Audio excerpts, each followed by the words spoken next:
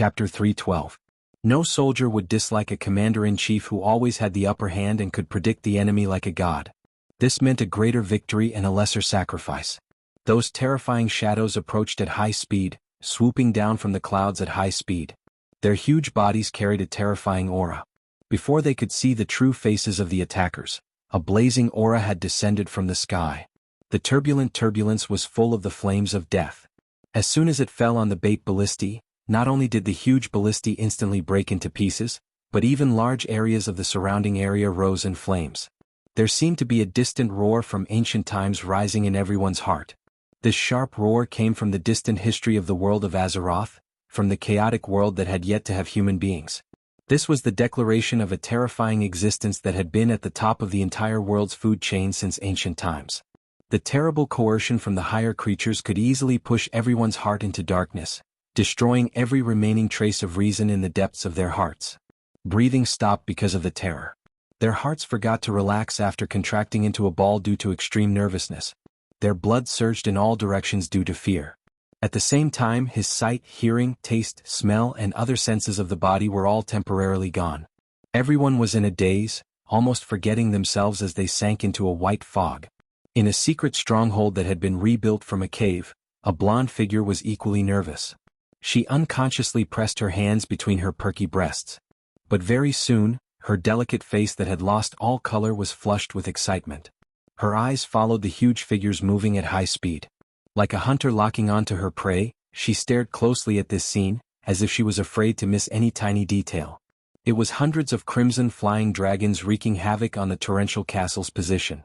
They flapped their wings and stretched their necks, venting the flames of destruction on the whole land. Their huge golden eyes were like huge amber balls, and their black vertical pupils carried a unique coercion of higher creatures. She seemed to see their reluctance, resistance, and anger, but for some magical reason, they had to obey the command of the despicable and crude orc knights on their backs. Dragons were naturally arrogant, and it was hard to imagine that they would allow any creature to ride on their backs and act like a tyrant. Not to mention the orcs who had already made them show expressions of disgust. The situation was far beyond her expectations. Even though she was disgusted, even though she could not wait to turn her snake-like long neck and bite the dirty green skin on her back to death, every single dragon obeyed the orc's orders. Not a single dragon struggled to break free from the humiliating, saddle-like binding prop. What happened to the Red Dragon clan that defeated the Burning Legion 10,000 years ago? What was it that made the arrogant dragons submit to the puny orcs? Was it some kind of mysterious power? Her curiosity was about to explode. In another bunker, a beautiful woman with a face similar to the one just now, but more gorgeous and wilder, had the same question. However, she looked at the problem from a different angle. She paid more attention to the enemy itself. This group of red dragons looked terrifying, but fortunately there were no real giant dragons among them. That's right. They had a lifespan of more than 1,000 years. When they truly grew up, their wingspans would easily exceed 10 meters.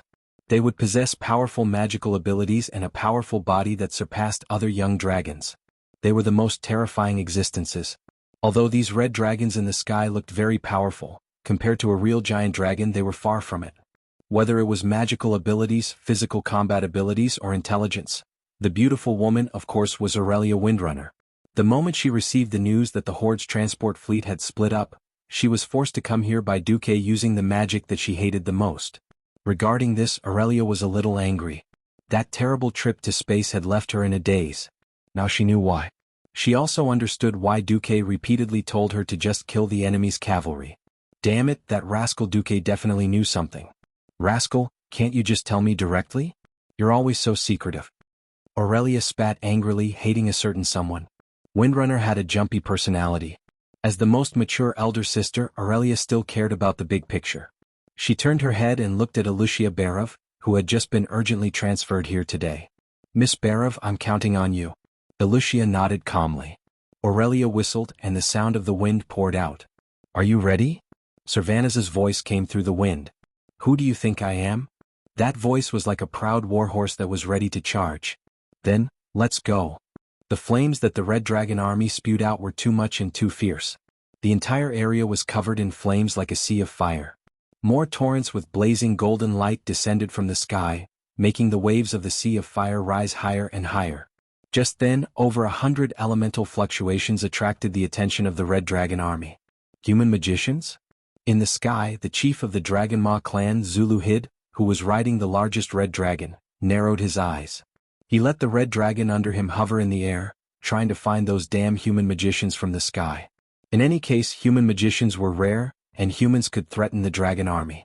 Not to mention an organized group of magicians. After Orgrim purged the Shadow Council, the Horde was indeed more united, and there was only one voice left. On the other hand, the Horde was lacking in magicians. Almost every chieftain was ordered by Orgrim to prioritize killing the opposing mages. Zuluhid was disappointed. Not a single human could be seen, let alone magicians. The humans who used to be incomparably arrogant had all turned into cowards. Zuluhid called out, and one of his subordinates immediately lowered the red dragon mount and dove into the strait, raising a huge special war flag. That was the signal. The orc transport ships that had stopped outside the range of the catapults suddenly moved. The laborers rowed hard to get the transport ships moving again, trying to cross the strait faster. On the other side, at the southern end of Solder Bridge, a group of orcs began to charge. They obviously wanted to use the cover of the Red Dragon army to kill their way over as soon as possible and open up the most convenient and fast way to invade. The Horde's attack went smoothly. The sudden appearance of the Red Dragon suppressed all resistance from the humans, until an emerald arrow appeared. Chapter 313. No one knew where the green arrow had come from or where it was going. The arrow was like a wisp of cotton swept up by the wind. It was unbelievably light. It streaked across the sky above the scorched land, passed through the sea of fire, and finally floated dozens of meters in the air. It wasn't that no orc dragon riders noticed this strange green color, it was just that this green color was too harmless to humans and animals. But something strange happened. An orc riding on a red dragon launched a dive that had been done countless times. His target was the human camp to the north of Solder Bridge. Even though the humans had all run away, as long as the ballistae and cannons fixed on the hilltop weren't destroyed, the humans could charge out of their bunkers and inflict heavy casualties on the orc army that was attacking the north bridge again. At this time, that green color fused with the green color on the Beastman Dragoon's neck. An arrow pierced through. There was no more life. The orc's eyes widened. He didn't understand at all. Why did he die? When did he get attacked? The blood spurting out of his throat drew a long line of blood in the air because of the dragon's high speed. His vision darkened and he fell from the dragon's back. Suddenly losing its controller, the young crimson dragon was at a loss. It quickly stopped its dragon breath. Dragon breath wasn't cabbage. It took a lot of energy for a giant dragon to use dragon breath. The continuous breaths just now had already made it hard for him to breathe. Now that the controller had been killed, he was happy to free himself. With a happy roar, he immediately flapped his wings and flew into the sky. Before receiving that order, he longed to breathe the air of freedom. This thought made him quickly leave the battlefield and fly to who knows where. This orc's unfortunate encounter attracted the attention of the Dragon Ma clan's orc dragon riders. They widened their bell-sized eyes and quickly moved their eyeballs, searching for the attack from the ground. This wasn't a single case. Soon more green arrows flew into the sky. No one knew where they came from. They only knew that orcs were killed with one arrow after another. Where? Where is it? Who saw the enemy? Nope. Nazuzu is dead, Batua is also dead. The draconic roar beastmen were in a state of panic. The destruction they had expected didn't happen. They didn't kill many humans and they only burned a large pile of large military equipment that they thought was worthless. What was going on? The orcs began to fear the green color. They even pulled on the red dragon's reins when they saw it, causing the red dragon to ascend at a high speed. It was useless. Those green arrows were like ghosts and they could actually coordinate with each other. For example, an orc saw an arrow flying towards him from his left. When he tried to dodge the arrow in a panic, an arrow silently came from his blind spot to his right and ended his life. After the 20th Beastman Dragon Rider was killed, no Beastman dared to ride a red dragon within 100 meters of the ground. At this moment, they suddenly realized that the flames on the ground had been extinguished. It wasn't that the flames couldn't burn any longer, but that the flames had been extinguished. An icy aura quickly spread across the land, and the rolling white mist covered every single flame, snuffing them out in the cold. As the cold air covered the land, a large group of slender green figures began to appear in the icy mist on the ground. Rangers of the High Elves. Zulud was extremely shocked. They actually let their precious mages use large-scale war magic to protect these elves? It had to be said that this was a genius idea. No longer restricted by the limited range and narrow field of vision, the range of the elves' arrows was greatly increased. This time, a total of 5 Beastman dragon riders were shot dead at a distance of about 150 meters from the ground. This is impossible. Zulud cried out in shock.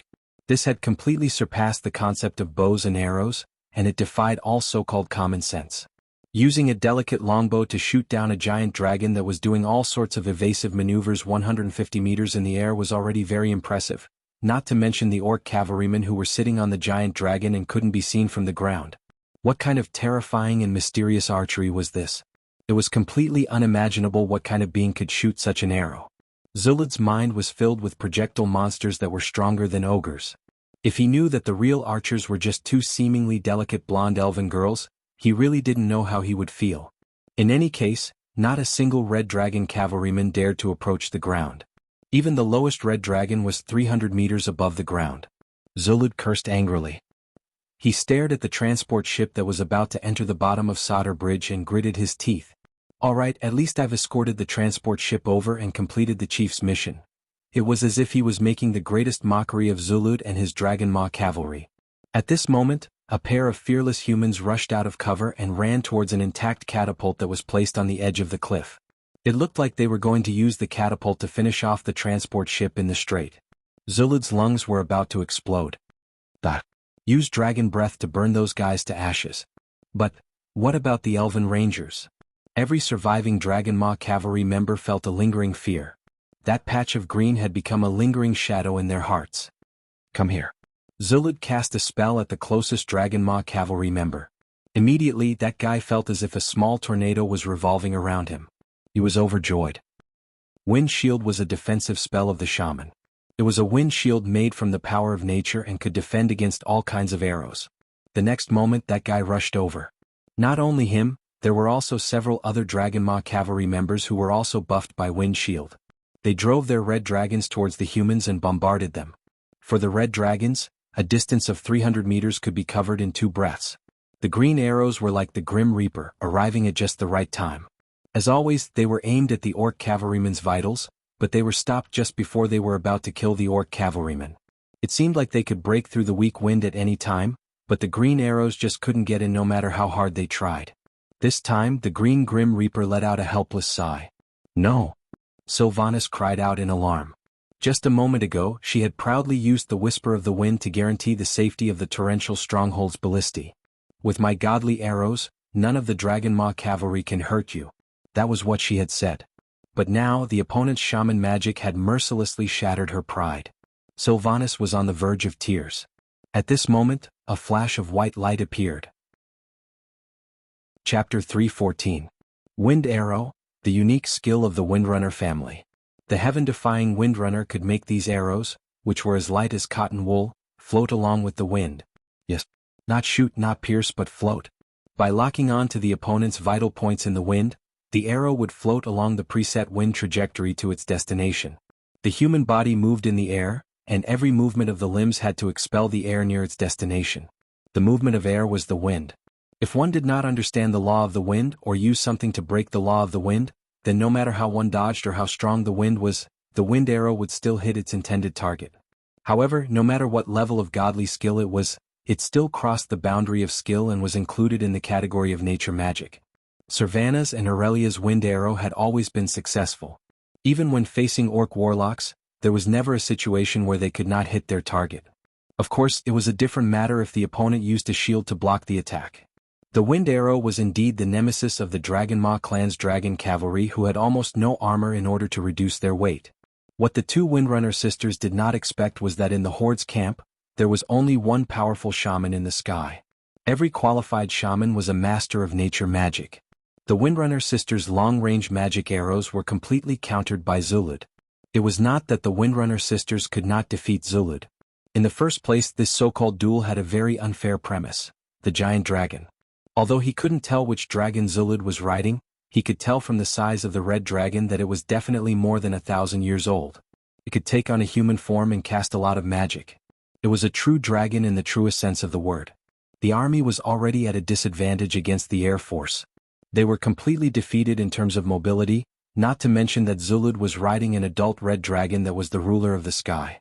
Zulud could easily defend and not attack, allowing the giant dragon to take care of anyone. With these two factors combined, the Windrunner sisters were at a great disadvantage, especially those brave torrential fort ballista gunners. Servanas would not be able to forgive himself for a long time if those brave torrential fort ballista gunners were really burned to death. No, it was the same mournful cry that lingered for a long time. A ranger could be a sharp attacker, but unfortunately, a ranger could never be a protector like a paladin. Servanas could only watch helplessly as the red dragon's flames descended upon those brave warriors who had summoned their courage to come out, only to face the flames of death helplessly and hopelessly. Servanas didn't have any special feelings towards ordinary humans. However, for these people who bore her promise, if they died, it would undoubtedly be a mockery and destruction to the pride in Servanas' heart. Even Aurelia, who was not far away, bit her red lips. Perhaps this will destroy the trust humans have in us? In that instant, the Windrunner sisters felt their hearts wrench in pain. A streak of familiar white light saved those crossbow gunners, as well as the Windstalker's promise. Hand of Magic, it was this thing again.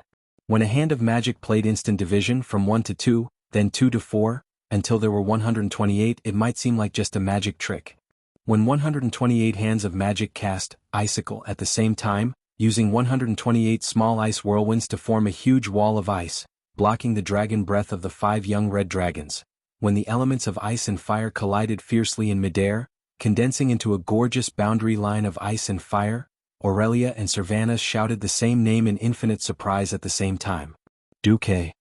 Duque, different ending notes, different lingering charm, and the same surprise. After shouting at the same time, the two sisters looked at each other from 50 meters away, which was rare. They both saw the embarrassment in each other's eyes, and then looked away at the same time. Well, no matter what, their promise was kept. A flash. In a sudden dazzling white light, Duque's figure suddenly appeared next to the panicked cannoneers. Duque smiled at them. Attack. Duke Marcus, the deputy commander of the Alliance, is with you.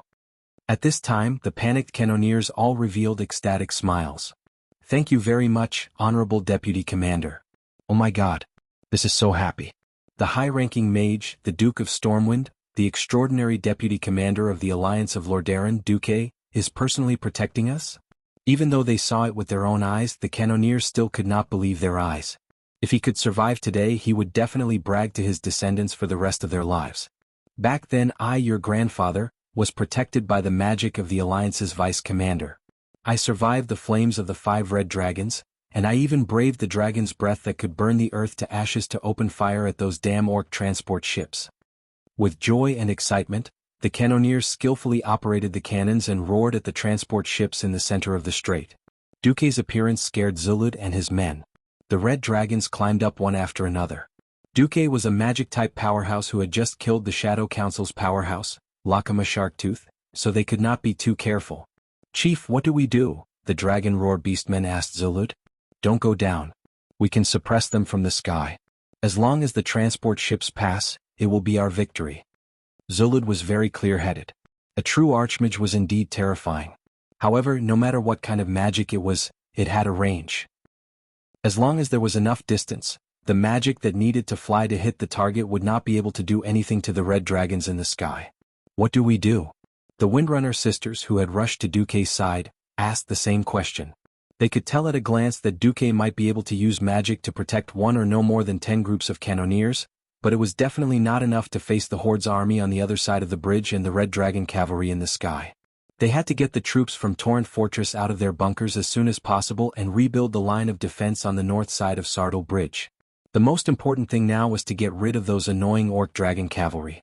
The problem was that there were still over 100 controlled red dragons in the sky. As much as they did not want to admit it, Duque had undoubtedly become the Windrunner sisters' last hope. If they wanted to prove themselves and the strength of the High Elf Rangers, if they wanted to show off in front of everyone, it seemed that in the end they still had to rely on Duque. Seeing that Duque did not answer immediately, the great demon Queen Aurelia began to tempt him. Come, little brother Duque, help me think of a good way to get rid of those evil big lizards. I will repay you later. At this moment, Duque smiled. Can you guys fly? The Windrunner sisters were stunned. No way, then let big brother Duque take you guys to show off and fly. Chapter 315. Fly. What a lofty name. Since the birth of humans, countless people had tried to break free from the shackles of gravity and fly into the sky. The world of Azeroth did not have the Wright brothers, but there were dwarves who sought death by building airplanes. I've gone too far. Windrunner, in the world of rangers and even in the world of the High Elves, it represented the two extremes of wind and speed. However, there was a sad story called, Windrunner can't really ride the wind and fly into the sky. No matter how many years passed or even until the moment of their death, the Windrunner sisters would never forget the same question they asked their parents when they were young. Why can't Windrunner fly? Aurelia was the same.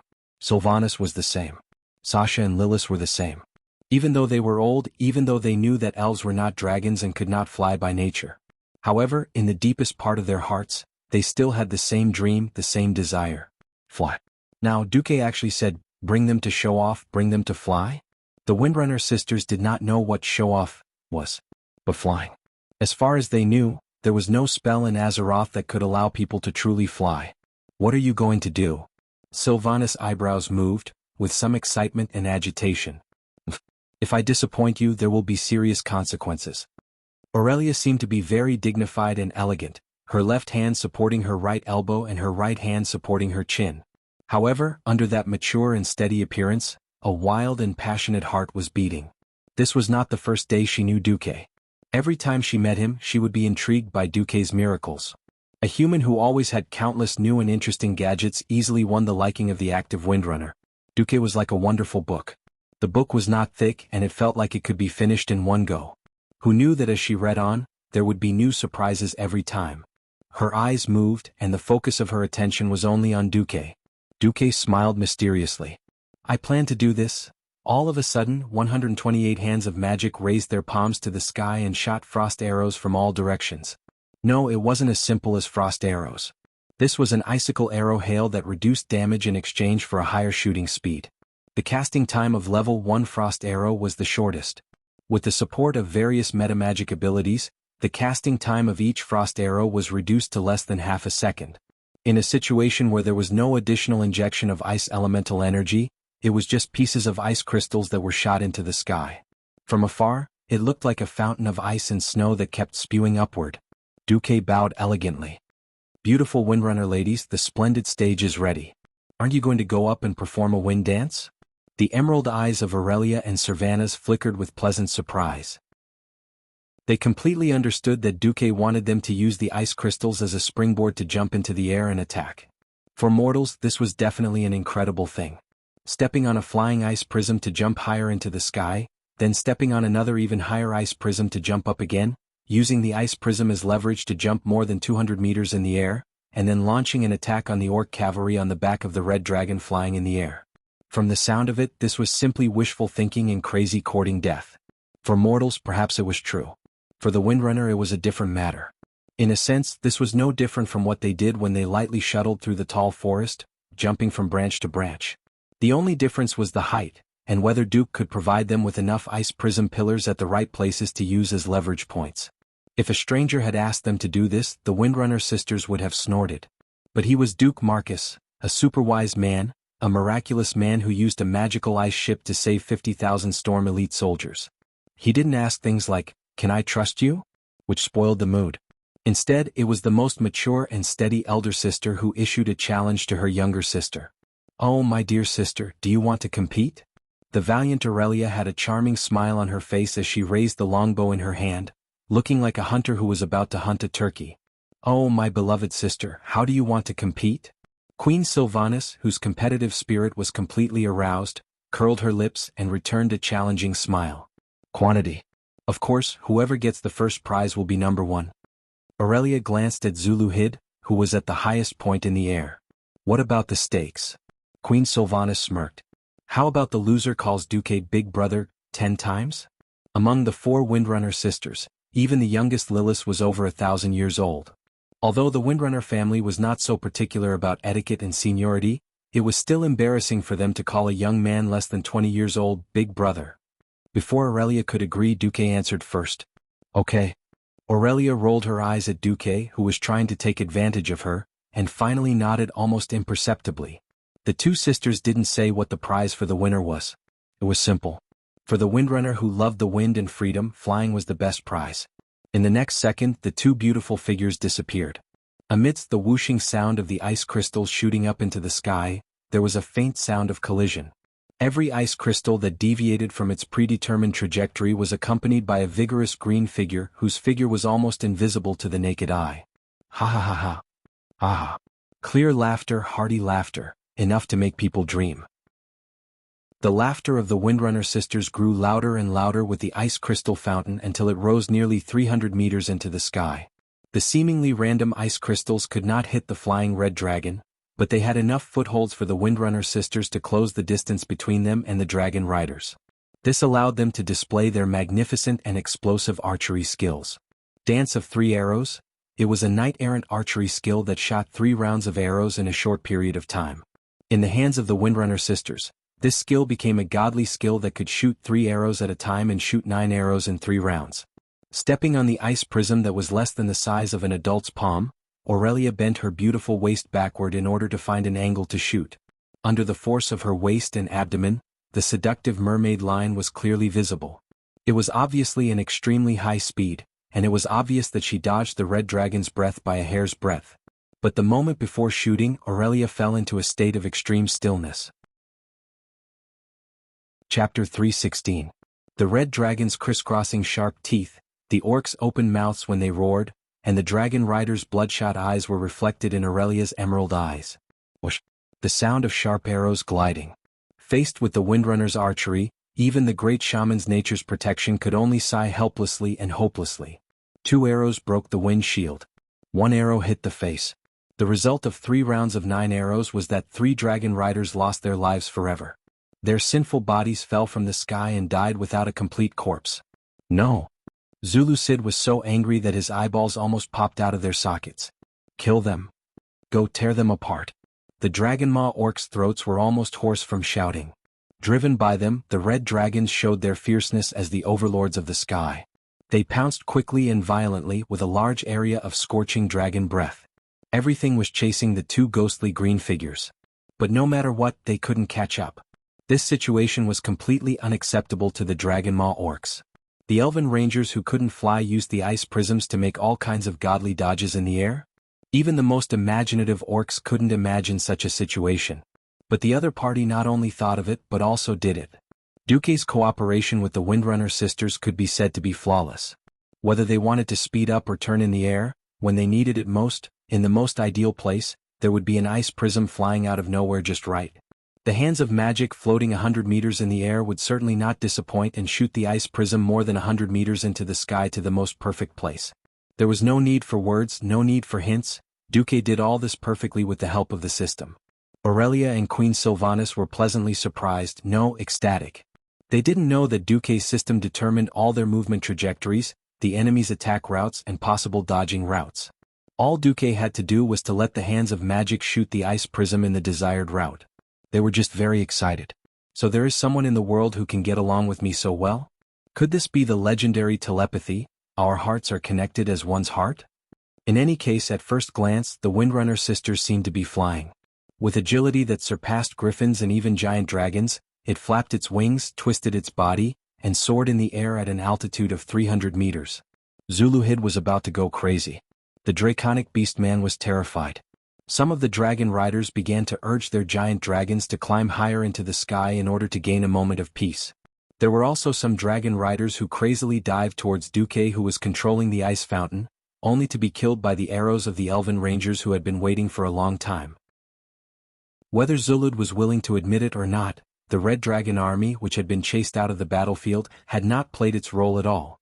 At this moment, the orc army had almost reached the northern sniping point of Solder Bridge, and the transport ships had almost reached the bottom of the bridge. At this moment, by Duque's side were nearly 10,000 torrential fortress soldiers who had long since returned to their posts. They cheered and shouted, "Long live Duque," or "Long live the Alliance." With more complete heavy ordnance, they rained down a deathly rain of stones, ballistae and cannonballs on the tribe. As always, a rain of flesh and blood rained down on the bridge. Orc corpses and broken limbs that had been sent flying by the huge stones fell from the side of the bridge like dumplings. As some of the ordnance had been destroyed by the dragon's breath, it was impossible to completely seal off the strait. But for every transport ship to pass through, at least 2 ships had to be sunk. Looking at the miserable state of the army, at the draconic beastman cavalry beside him, and then at the Windrunner sisters who had dominated the mid-low altitudes and were unstoppable, Zuluhid's eyes were bloodshot. Retreat. The chief of the Dragonmaw clan had used up almost all his courage to shout this word. It was easy to make the orcs attack. But it required supreme courage to make the orcs retreat. This was because he would have to bear the scorn of other clans and the disdain of almost the entire tribe. Zuluhid had no other choice. A red dragon that could be used as a mount was too precious, especially when he realized that the red dragons that had escaped from the battlefield were all flying towards the north. He had a deep sense of foreboding. As long as that thing was here, there should be no need to worry that the red dragons that had escaped would not return. But he had a premonition that these abominable lizards would never return. This anxiety almost drove Zuluhid crazy. The red dragon army, which should have been killing everything in its path, had retreated like stray dogs with their tails between their legs. The entire sky echoed with the laughter of the Windrunner sisters. This was flying that they had not dared to imagine for thousands of years. Fighting against the noble overlords of the sky, the dragons, and killing the filthy and ugly orcs in the high altitudes that they had never touched before, was there anything more wonderful than this for the Windrunner sisters? Even the mature and steady Aurelia could not help but laugh from the bottom of her heart. Their emerald green knee-high boots tapped lightly on the ice prism that was constantly descending. The Windrunner sisters were like fairies descending from the sky, jumping down step by step. Yo, beautiful elven girls, are you looking for a husband? Goddess, I love you. The generals and soldiers from Torrential Fortress gave the warmest cheers to the 2 female elven rangers who were flying in the sky. Aurelia combed her long blonde hair that had been messed up by the wind so that she could return to the image of a dignified ranger in the shortest time possible. Queen Sylvanas, on the other hand, proudly stood with her hands on her hips, forming a graceful S-shaped curve as she accepted the cheers of thousands of soldiers. Although the Windrunner sisters had killed the most enemies, the focus of the sisters' attention was on Duque. They knew very well that without Duque, they would not have been able to create such a miracle. Before thanking Duque, it was better to settle some things first. My beloved sister, how are the results? 68. Aurelia held her head high and chest out, inadvertently making the pair of Hygel peaks even more alluring. Sylvanas was taken aback. What's wrong? My good sister, did you lose?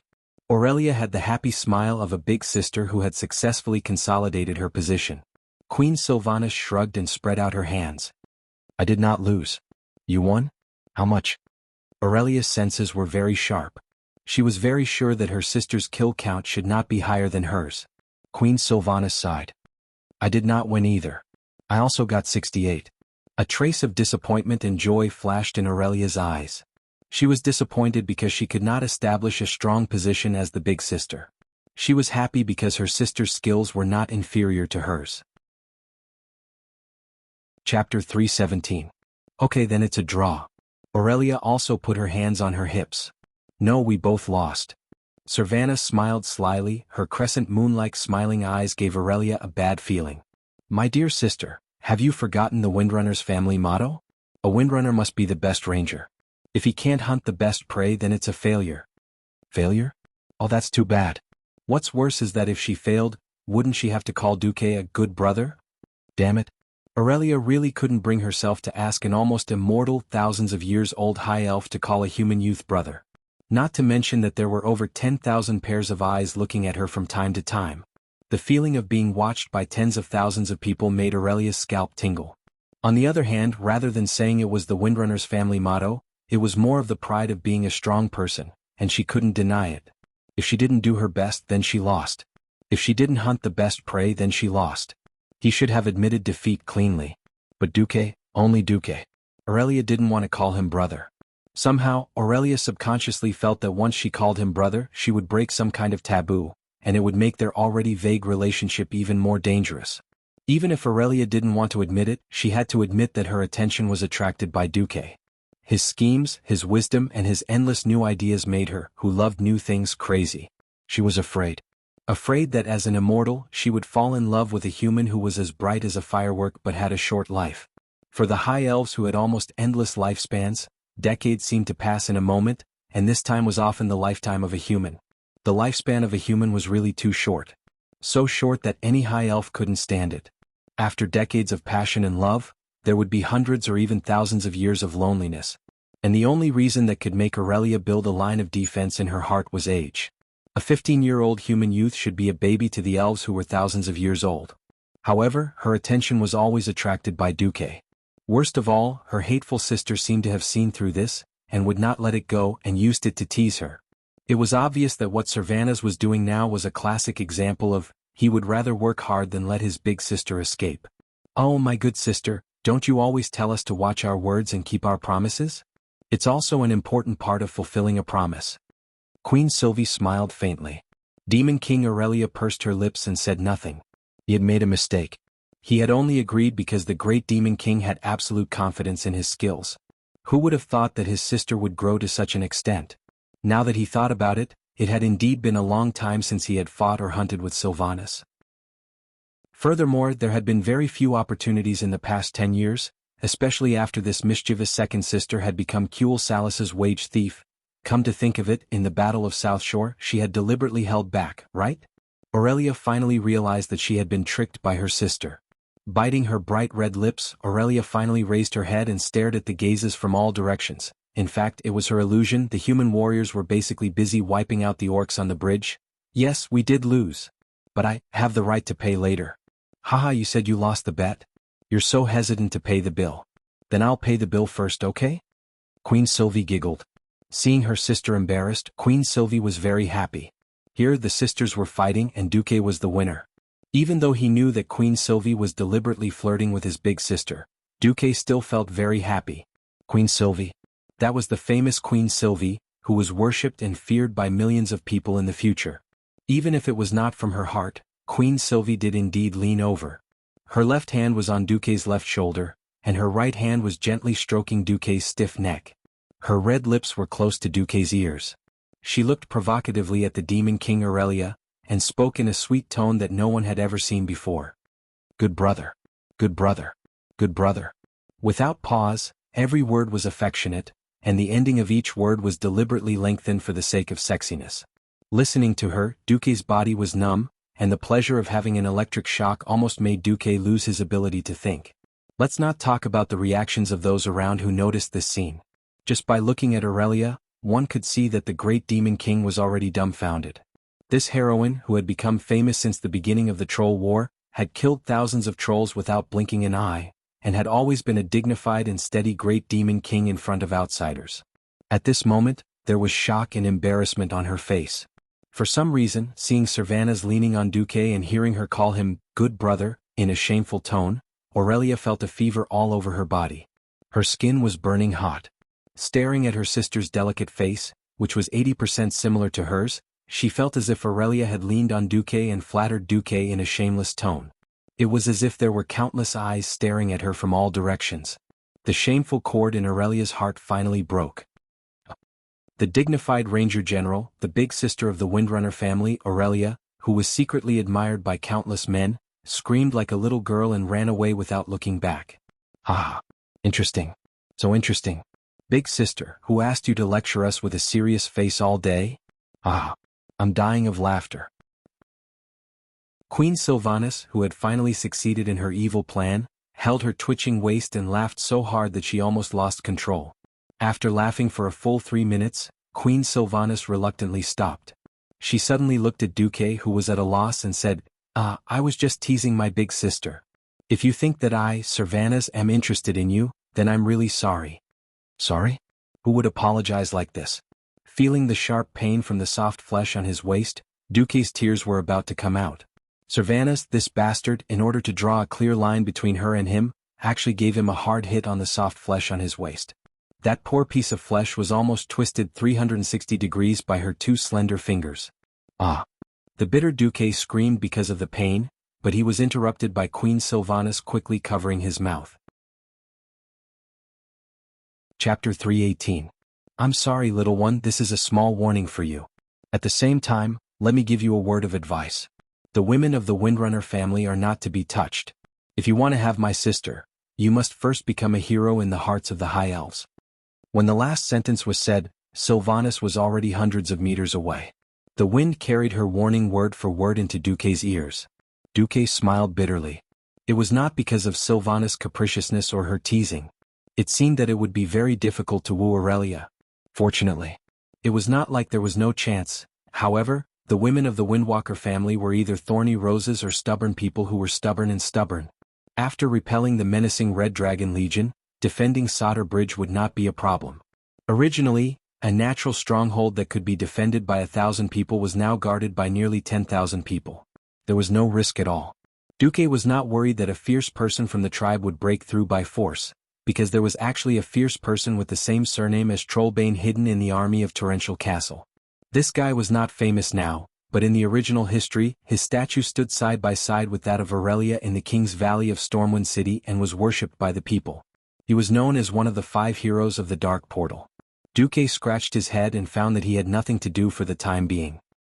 He did not know that at this moment, there was a pair of eyes staring at him without blinking. The owner of these eyes was Miss Alicia Barev. After becoming Duque's assistant in the field of magic, Miss Barev had been quietly performing her duties, leading the team of mages for Duque. Submissive, she was inconspicuous in Duque's camp. At this time Alicia let out a low sigh. People who can control their own fate are really enviable. Anyone could see the ambiguous feelings between Duque and Aurelia. Alicia was not envious or jealous of Aurelia. What touched her deeply was the brilliance of Duque when he changed his fate. Without the shackles of his family, he was born as a commoner, but he rose to a high position in the tide of the world's great changes and grasped his own fate. For some unknown reason, Alicia developed a desire for Duque. I obviously shouldn't think about it, but I just can't suppress the thought. If it's Duque, maybe he can help me get rid of the shackles of my family and obtain true freedom. At this time, Duque finally felt Alicia's gaze. He turned around and asked, "Miss Barev, is there anything I can help you with?" "No, that. It seems that there are still a lot of transport ships that have broken through the strait. Shouldn't we chase after them?" Duque smirked. "I know that the Horde might attack the northern continent from here. As the deputy commander-in-chief, how could I not block that possibility?" Duque was right. He did not give the Horde any chance at all. Just as the Horde's transport fleet desperately rushed under the Sodder Bridge, thinking that they were away from the Alliance's ambush, at the strait 5 kilometers east of the Sodder Bridge, the orcs who were rowing the ships despaired to find that the strait that they had reported the day before was blocked.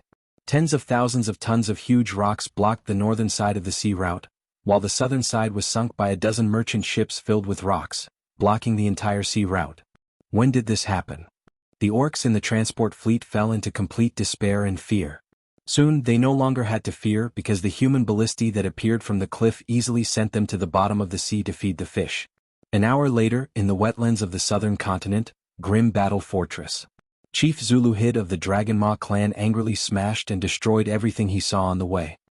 He rushed to the most mysterious room and in front of the steel gate, he saw an old orc with a lame leg. "Necros, where is she?" "She's in there. Something's not right." Necros was a half-baked warlock and an immature shaman, but as Zuluhid's confidant, he had a special ability. He could better control something called Demon Soul, and that thing happened to be the key to controlling the Red Dragon. After obtaining the consent of the Guardian, Zuluhid finally rushed in angrily and grabbed the woman dressed in red inside. "Call back all your descendants that ran away. The Horde needs their lives." "Alexstrasza. Bastard. Who do you think I am?" The red-haired woman let out an angry roar, and an invisible force swept through the entire space. A timid person would definitely be scared out of their wits.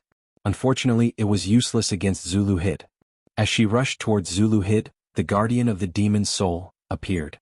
Its flaming claws grabbed the woman's curved horns and smashed her heroic face into the hard stone floor. Blood immediately seeped out of the woman's mouth. "Yes, Alexstrasza, the strongest and greatest female dragon queen, but so what? You're just a slave of our Horde now." "Ah." Zuluhid laughed wildly as he watched the guardian rub the beautiful face of the Red Dragon Queen, who had turned into human form, against the cold and rough stone floor. The sharp and uneven ground left several shallow bloodstains on Alexstrasza's wheat-colored face. "Lowly orc." The Red Dragon Queen roared angrily and struggled hard. The continuous humiliation almost drove her crazy, but it was to no avail. Not far away, the thing in the hands of the lame beastman Necros greatly weakened her strength. 10,000 years ago, the Pentashade dragons gathered in the Dragon's Sleep Temple at the request of the Black Dragon King, Nisario, and created the artifact that gathered all the power of the dragon race, Dragon Soul, to fight against the invading Burning Legion demons. All the dragons joined the war to fight against the demons. Nesario activated the ability of the Dragon Soul to annihilate all the demons on the battlefield, but then betrayed the dragons and the resistance army. The Blue Dragon King Malygos tried to stop them, but caused the Blue Dragons to suffer heavy losses, and almost all of them were wiped out. The Blue Dragon Queen Syndagosa also died in this tragedy, and Malygos fell into madness. Nesario himself could not withstand this power and turned into a monster with a body full of lava. From then on he was called the Wings of Death. Later the Dragon Soul passed through the hands of many owners and finally became the Demon Soul, under the corruption of the demonic power. Under the secret guidance of the schemer Ghoul, Dan, Zuluhid sensed the existence of the Demon Soul, and found it. 10,000 years had passed and the effect of this artifact had changed, but the power of the dragon contained in it had never changed. Chapter 319. Through the Demon Soul, Zulud was able to suppress Alexstrasza and use her as a bargaining chip to threaten the entire Red Dragon tribe. The Red Dragons had no choice but to submit because the Red Dragon Queen was the source of their power and reproduction. Without the Red Dragon Queen's blessing of life, no young dragon could grow into a true dragon. No matter how angry they were, no matter how unwilling they were. The Red Dragons flew into Grimbader Fortress one after another and were treated like horses by the Beastmen. They were roughly fitted with saddle-like riding gear and became the Beastmen's mounts. Zulud knew very well that the failure of the attack on Sodder Bridge was an unrepeatable accident. There were probably less than 5 High Elven Rangers in all of Quell, the Loss who were so elusive. They just had to run into 2 of them. Even worse was the unimaginable way they fought. Even at this moment, Zulud felt like he was living in a nightmare. This failure was a foregone conclusion. Zulud believed that the Horde needed more Red Dragon riders. He did not believe that the high-speed Red Dragons would run into that strange team no matter where they flew. Alexstrasza screamed, "Zulud, I will kill you. I will kill every single green-skinned beastman. I swear. I will." Zulud laughed coldly as he watched the Demon Soul's guardian press the Red Dragon Queen's face into the cold ground. "Ah. Perhaps there will be a day like that, but until then you will be a slave for the Horde. Come call them. Let our red babies return." Zulud raised his hand, and Necros behind him increased the power output of the Demon Soul. Both Necros and Alexstrasza showed a pained expression. The Demon Soul was not a good item with gentle power. The price of controlling it was one's own life force.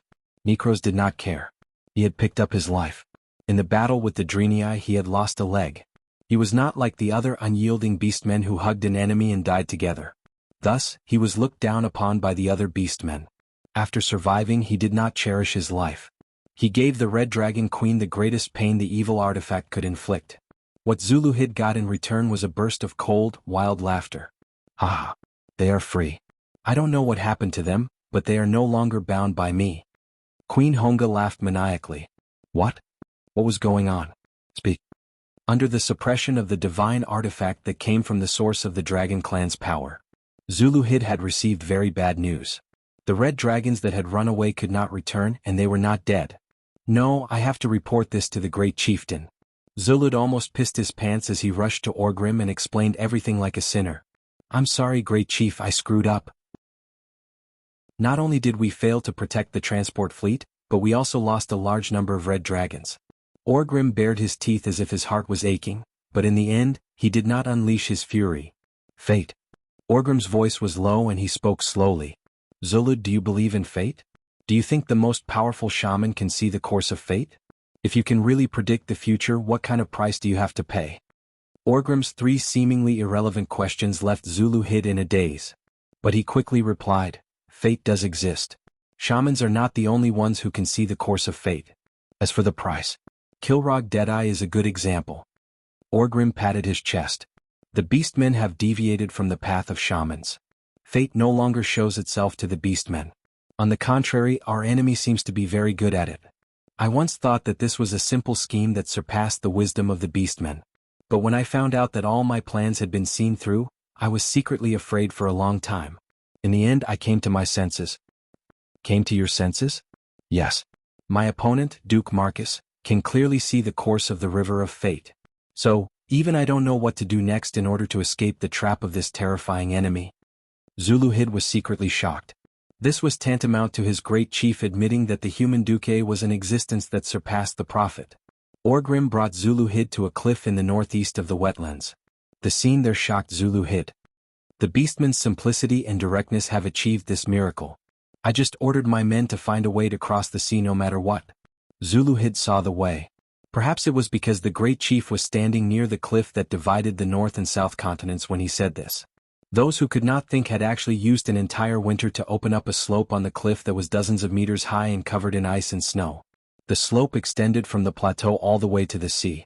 It was a huge slope of up to 50 meters wide, enough to lift the largest transport ship from the wetlands to the beach. And this place was less than 5 kilometers away from that damn strait. That's right, it was this way, that the great chief himself was not clear about, that created an even more profound chain of plans. Whether it was the small and medium clans attacking South Shore from the front, the transport ships and the Red Dragon Legion trying to cross the strait and the Sodder Bridge, or the 200,000-strong Horde army that would arrive at the coast of South Flow in 2 days, everything became a cover for the elite Horde army led by Orgrim. Tonight, these 50,000 elite beastmen would cross the natural moat that had obstructed the Horde for more than half a year. Great Chief, you really are the strongest. Zuluhid praised from the bottom of his heart. After I leave, the Horde of the wetlands will be in your hands. You must maintain enough pressure on the Alliance. Especially your Red Dragon Legion, don't just attack one place. The Alliance doesn't have many experts of that level. As if remembering something, Orgrim added, last time it was these 2 elves who fought against Hellscream, right? Think about it, how many Grum Hellroars do we have? Hearing this, Zuluhid's eyes surged with confidence. Orgrim punched Zuluhid in the chest, but Zuluhid did not panic. Instead, he was pleasantly surprised. Because this represented the Great Chief's trust. I'll leave everything to you. That's what the Great Chief meant. Seeing Orgrim carrying his famous Hammer of Destruction, and disappearing into the night with his army, Zuluhid's heart was filled with a fiery passion. At this moment, Duque was surrounded by a large group of red dragons with golden vertical pupils. Chapter 320. The Red Dragon Queen was now under the control of the Horde, allowing the Horde to obtain a valuable and powerful air force. There was no way Duque would not know about such an important event. There were some things that couldn't be solved just by knowing. First of all, Duque had no idea where the Devil's Soul was located. Of course, this could be found through spies monitoring the tribe's excavations. However, finding it didn't mean that there was a countermeasure. The tribe's demigod expert Ghoul Dan had purposely allowed Zuluhid to find it. Ruining Ghoul Dan's plan meant that there was a high chance of fighting Ghoul Dan early. Duque did not have any special thoughts about this terrifying evil sect's final boss that even Antonidas could not shake directly. Second was Devil's Soul as attributes. Just from the sound of it, one could tell that it was something that belonged to the demons. With such a strong evil force, Wuther and the other Gold Saints would probably not be able to purify it completely even if they were to be squeezed dry. Someone like Duque who was not strong enough, would probably be contaminated by the evil inside. This was something that only warlocks could play with. Unless Duque wanted to become a ghoul, he would have to politely decline it. Even a warlock would need to pay a high price of vitality to activate it. The last one was Alexstrasza. Dragons were all proud fellows, not to mention Alexstrasza, one of the 5 great dragon aspects. Before going through history, the Great Red Dragon Queen was very difficult to serve. Not only did they treat him like an ancestor, they even made things difficult for him. It would be harder than ascending to the heavens for her to make a move. If the opponent's level wasn't high enough, he wouldn't make a move. Even if the opponent's level was high enough, he would only make a move if he was in a good mood. Unless it was an enemy super boss that concerned the life and death of the entire world, don't even think about her taking the initiative to attack. The price to hire the Red Dragon Queen was very high. After being tormented once, everything would be fine. As long as it involved demons, Alexstrasza would rush to do any dirty or tiring work. Of course, there was no need to worry that Her Majesty the Queen might lose her chastity in human form after being captured. The beastmen liked heavy tastes. All of you shallow humans get excited when you see the measurements of 36, 24 and 36. The beastmen thought that they were all skin and bones and would not be able to reproduce. His skin isn't green. I don't like it. I won't accept anyone whose measurements are not 40, 40 or 40. Do you know what a heavy taste is? Alexstrasza's human form was like Sister Phoenix to the beastmen. If they insisted on forcing their way over, wouldn't that make their beastmen brothers uncomfortable? With so many factors in play, Duque decided to let Alexstrasza suffer a temporary tragedy. Of course, Duque would not let the red dragons do as they pleased. On the opposite side of Gershak's farm in the earthy highlands, a large group of red dragons gathered in a circle on the ground. Zastan, my request is that you don't return to the Red Dragon Queen's side for now. Don't become slaves of the Horde again and fight against the other races in the world of Azeroth. As a price, I promise to save your Queen Alexstrasza from the control of Demon Soul within a year. Zastan was the only young dragon among this group of red dragons who was closest to becoming a giant dragon. He was already 980 years old and had yet to step into the realm of giant dragons. However, compared to most of the young dragons who had not even touched the threshold of transforming into human form, he was already worthy of being the leader. Zastan stretched his long snake-like neck. His huge golden eyes were like two lava balls with flowing flames, flickering with a complicated divine light. Human, thank you for providing us with these mysterious devices, allowing us to temporarily escape the sorrowful shackles sent by our king. This does not mean that we have to believe you. Your ability is not enough to fight against Demon Soul. If there is no better, more convincing reason, even if we know that we will be enslaved, we still have to rush back to our Lord's side. From Zastan's mouth that was full of fangs flowed a sorrowful sigh. At this moment, Duque said a giant dragon's name that was taboo in the entire dragon race. Nisario. What? I happen to know of Nisario's plan? Duque walked over and said to Zastan. After a moment, not only Zastan but all the red dragon's expressions were very interesting. Are you sure? Compared to the freedom of Her Majesty the Queen, this price is not too much, right? Moreover, I am Duke Marcus. I once fought alongside you, suppressed Karazhan's magic defense system, and finally blasted Sargeras who possessed the Guardian Mediv into the abyss. I am Duke Marcus. I think that the friendship of fighting alongside you should be able to increase our trust in each other. Zastan's dragon eyes widened. It was you at that time. When they besieged Karazhan, Zastan was undoubtedly a junior. He would never forget Karazhan's terrifying and wonderful firepower that ultimately proved to be a false alarm. A video was projected in Duque's hand. It was an edited video that had been found through a system search. It happened to let Zastan see himself. Looking at the flying maneuvers that only he was familiar with, Zastan was completely speechless. Alright, warrior who defeated the Demon King Sargeras, I think we all have reason to believe you. However, what do you intend to do with us? The order that has been branded in our hearts is that when we encounter orcs, we have to obey their orders. We can't fight orcs at all. Duque smiled mysteriously. Are you interested in coming to Karazhan to fight demons?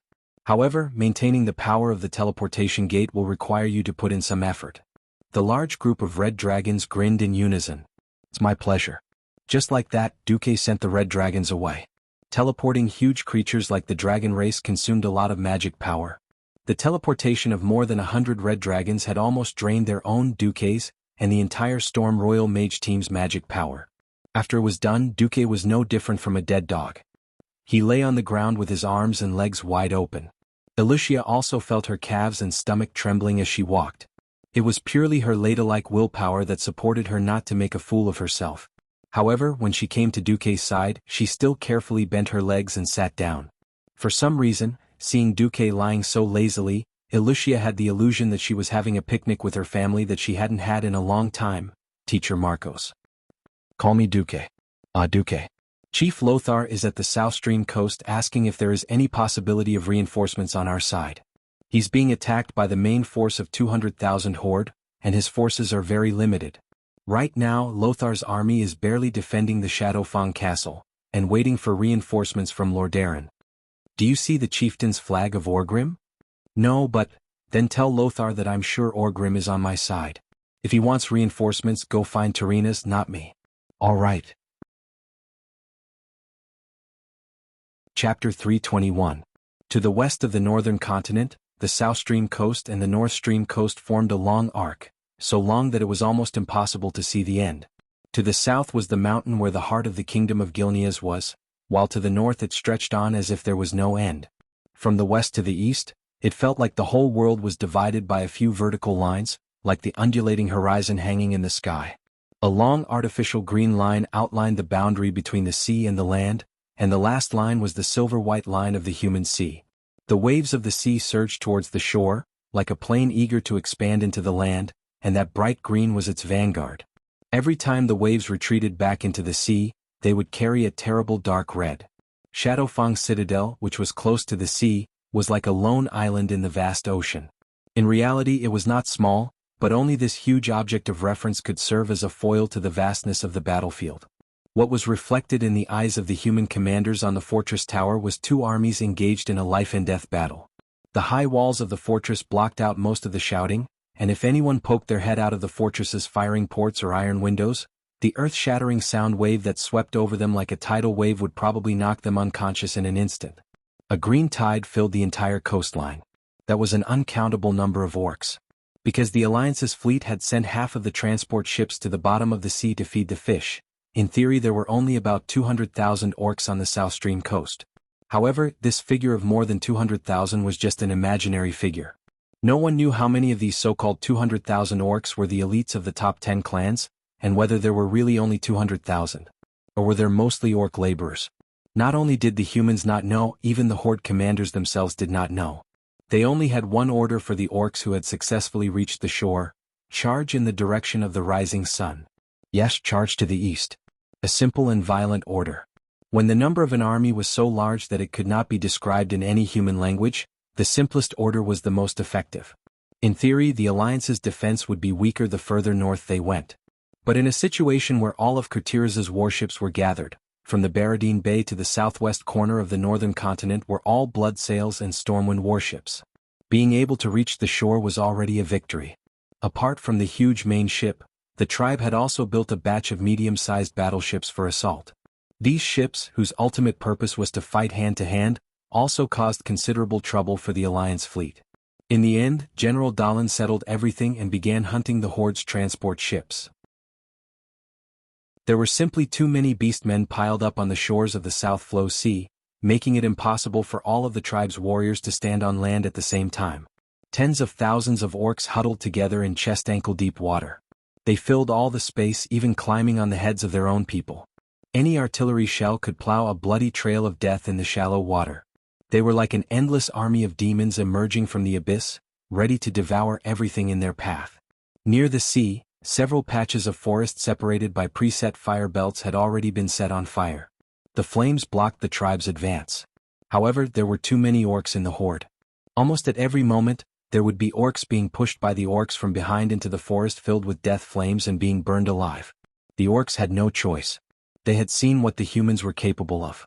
When the human fleets no longer focused on sinking the transport ships, the small grapeshot cannons that could scatter a large number of tiny metal lumps would reap the lives of the orcs who dared to stay by the shore. If they wanted to live, they had to advance and defeat everything that stood in their way. Setting fire in the forest could only be done once. The burnt trees could not be burned again before they grew back. Lothar had no other choice. In places where there was no way to set fire, a few remaining flags of the Rotterdam struggled to hold on in the green tide. Looking at the lines of soldiers that had become scattered, Lothar knew very well that it was only a matter of time before they were completely drowned by the green tide. On the front line near the beach, the famous infantry corps of the Alliance lined up in a row. They had long prepared a line of defense that was formed by antlers, deep trenches and multiple huge fences to resist the tribe's attack. They were the 1st to 5th Corps of the Rotterdam. The Rotterdam's corps were the largest, and usually there were less than 20,000 people in a corps. Of course, their weapons and equipment were also the best. It was not an exaggeration to say that on a flat battlefield, one of the Rotterdam's corps was equivalent to 2 of the other country's corps. Behind the Rotterdam's army, there were Dalagen's 1st to 20th Infantry Corps, Gilnes's 1st to 24th Infantry Corps, Alterac's 1st and 2nd Corps. However, everyone knew that if the strongest people of the Rotterdam Kingdom could not withstand it, the infantries of the other countries would only be depleted faster. In the command center of the Shadowfang Citadel. Crazy. Crazy. The orcs are King crazy. King Zeon of Gilnes cursed loudly. Calm down, Zeon. If this place collapses, you can still hide in the mountains. If we lose here, we won't be able to hold on to half of Rotterdam. King Tarinas, who had also arrived at the front line early in the morning, angrily hit the edge of the heavy command table with his king's scepter. Beyond the line of defense, the entire Silverpine forest would be defenseless. The horde could go south and attack the center of the Gilnes kingdom, which was located at the southwest corner of the northern continent, about 300 meters above sea level. If they went east, they could reach the Dalajan on the southern shore of Lake Lord Emir. If they headed north, they would be able to attack the Tirisful woodlands, which had a slightly higher terrain, where the Rotterdam kingdom was located. Gilnis took up less than a third of the silver pine forest, and the rest was Rotterdam's territory. This was one of the most important food-producing areas. If the South Flow coast's line of defense was broken, it would definitely be a heavy blow to the alliance. Antonidas. Lothar had to look at the leader of the Dalajan military, who had the most ability to change the situation. Antonidas had also come out to deal with the horde's attack. He had brought a total of 5 mages and 40,000 infantry. This was the limit of what he could bring. In the most critical moment, the mages had already used a large number of firewall to help the alliance stabilize the front line. Now that they have used too much magic, what they need the most is rest. Otherwise, continuing to fight will only burn their magic circuits. By tomorrow you won't even need a single mage. Pharaoh was strong, but he was using his life as a sacrifice. What could you do? The king of Tyrannus was obviously frantic. Who else has a solution? I will marry Kalia to him. Chapter 322. The horde was already weak. Lothar, who had the most experience in fighting the horde, knew this very well. Although the orc warriors were better equipped than before, their combat power was declining. The first batch of orcs that Stormwind faced were all masters of combat. Any reckless attack would result in death. Any delay in reaction would result in death. Any failure in a battle of strength would result in death. According to Duke, they had just experienced a war with an unknown race called the Drenii, and they were elites who had been through hundreds of battles. Not only did they know how to use all their advantages, but their combat talent was also unparalleled. In the face of such elites, the Stormwind Kingdom soldiers were often beaten by a ratio of 1 to 10. However, after experiencing the burning of Stormwind City and the 2 sea landings, it was difficult for Lothar to see a large number of orcs of such quality. Here at the South Stream coast, Lothar estimated that the ratio of orcs to humans had dropped to 1 to 3. This was because the orcs lacked warlock support, and the humans had almost all the mages who knew how to fight. It was like a critical point now, and whoever made it through would win. If the alliance could not hold on this time, then the orcs would have a large number of elites who had experienced blood and fire. Even a laborer who only knew how to use a wooden hammer would grow into a terrifying killing machine. On the contrary, the well-trained alliance troops, such as the soldiers of Lordaeron and Gilneas, would grow rapidly. Just a little bit more, just a little bit more. However, Lothar had already sent out the best troops he could. The elites of the Silver Hand Knights, led by Uther, were also dealing with the powerhouses of the horde. Other than sending himself, there was nothing Lothar could do. It was no wonder that Tyrannus was so anxious. If not for the fact that Tyrannus was still somewhat clear-headed and knew that it was useless to send out cavalry in this situation, he would probably have sent out the rest of his knights. Suddenly a voice sounded. This Deputy Commander Marcus sent me a message. If the situation is not good, we can use the FFF Tactical Strike Force. The one who spoke was Duquesne's butler, Makarov. In terms of strength, Makarov was nothing. In terms of ability, he didn't have any outstanding points, but his slickness and responsibility made him the most well-known mouthpiece under Duquesne's command. On many occasions he was even Duquesne's full representative, and every word and action represented Duquesne's attitude. Now that he had appeared, he was like a fresh stream in the stagnant Alliance command center. What? Duquesne has a way. King Tyrannus grabbed Makarov's shoulder in surprise. This is just an experimental weapon. It hasn't been tested in actual combat, but my lord has said that we can try it when necessary. Even if Duquesne's original words were, send them out when they're about to collapse, Makarov still left some leeway for him to speak. What is the FFF regiment? Lothar was suspicious. It wasn't that he didn't trust Duquesne, but he was using him as an excuse to let Makarov explain to everyone. I think it's a strange language called fire, fire, fire, or something. In the common language it means fire, fire, fire. Lothar's teeth ached when he heard Duquesne's backup plan. Alright, let's not talk about it. Just tell me how you want us to cooperate. Do you want me to order for the cannons to be moved? In Lothar's and the other leaders' minds, something that could be used as a backup plan must be something huge and terrifying. Makarov waved his hand. No, we have a full set of preparations. At the front line the alliance was losing ground. Another line of defense that used the wooden fence as the core was completely destroyed. High Lord Mograine used a large machete to kill an orc that tried to ambush him. After cutting the orc in half, he quickly scanned the defensive line and grabbed a messenger not far away from him. He shouted, "Form a defensive team. Retreat to the 6th fence and regroup." The soldier nodded and raised his horn. He blew 2 short blasts, then another 3 long blasts. Upon hearing this voice, the captains of each team and the officers of the middle ranks all shouted orders to their own troops. They gathered their soldiers and formed small phalanxes as they retreated, making sure that the orcs couldn't catch up to them at once. Turning around and running would be courting death. If they weren't careful, it would turn into a rout. No matter how fast the 1.8-meter-tall humans ran, their short legs wouldn't be able to outrun the orcs, who were more than 2 meters tall. The horde tried to break through the retreating phalanx, but the Alliance soldiers stood together and held their weapons firmly, stabbing at any orc that got close. Even when they were retreating, every team raised their shields and linked them together to ensure that every heavy blow from the orcs had at least 3 people taking it at the same time. The small shield wall was moving. The orcs kept attacking the squads with absolute numbers. If they were lucky, they could knock over the soldiers. Once they fell, there was basically no chance for them to get back up. The orcs would definitely swarm over to finish them off. Fortunately, most of the Alliance soldiers were able to successfully retreat to the next line of defense. Looking at the sky, Mograine couldn't hide his worry. This won't do. Before nightfall, the entire coastal defensive line will collapse. Mograine was deeply worried as he looked at the setting sun. The craftsmen were already frantically adding fences and setting up antlers, but the new defensive line would definitely not be as stable as the old ones. If they couldn't stop the horde's offensive before nightfall and turn the battle into positional warfare, then the humans, who were at a disadvantage in terms of individual combat power, would clearly suffer a crushing defeat at night. At this moment, several dazzling flames shot out from behind Mograine, sprinkling down from the sky in the middle of the battlefield. Clearly this had nothing to do with magic or mysticism. Mograine turned his head and saw a group of Duke Marcus's private soldiers standing at the next line of defense in Stormwind. It was a long, dazzling light that lasted longer than the flames of wizards. More than 10 tongues of flame extended from the watchtowers, setting half of the battlefield ablaze. The dazzling light of the flames made all other colors on the battlefield seem to dim, even outshining the sunlight that had begun to fade. Fear of fire was practically the most primitive instinct of all land creatures. Their fear originated from the fires in primeval forests billions of years ago. From the moment there were forest fires, the fear of fire was deeply rooted in the genes of land creatures. The horde's frenzied attack came to a halt for a moment.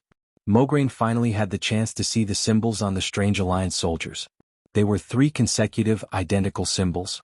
FFF. Chapter 323. There were no swords, nor were there any glaring runes. There were only strange jars. No, strange was not the right word because Mograine recognized them. They were firemen's water pumps. Fire was definitely the nightmare of any big city. A single flame could turn an entire area into ashes in the scorching summer or the cool autumn weather. In this era where houses were built with bricks and wood, fire protection was the most important thing in every city.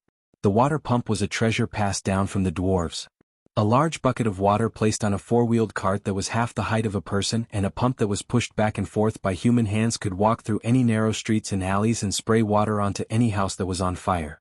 Mograine did not know what these water pumps were spraying, but he was sure that it was not water. On every watchtower there were 1 or 2 men sweating profusely, lifting and pressing the handle of the water pump, exerting pressure on the liquid inside, causing it to spray out. A torch placed in front of the nozzle was enough to ignite the oil. To put it bluntly, this was no different from those fire-breathing entertainers.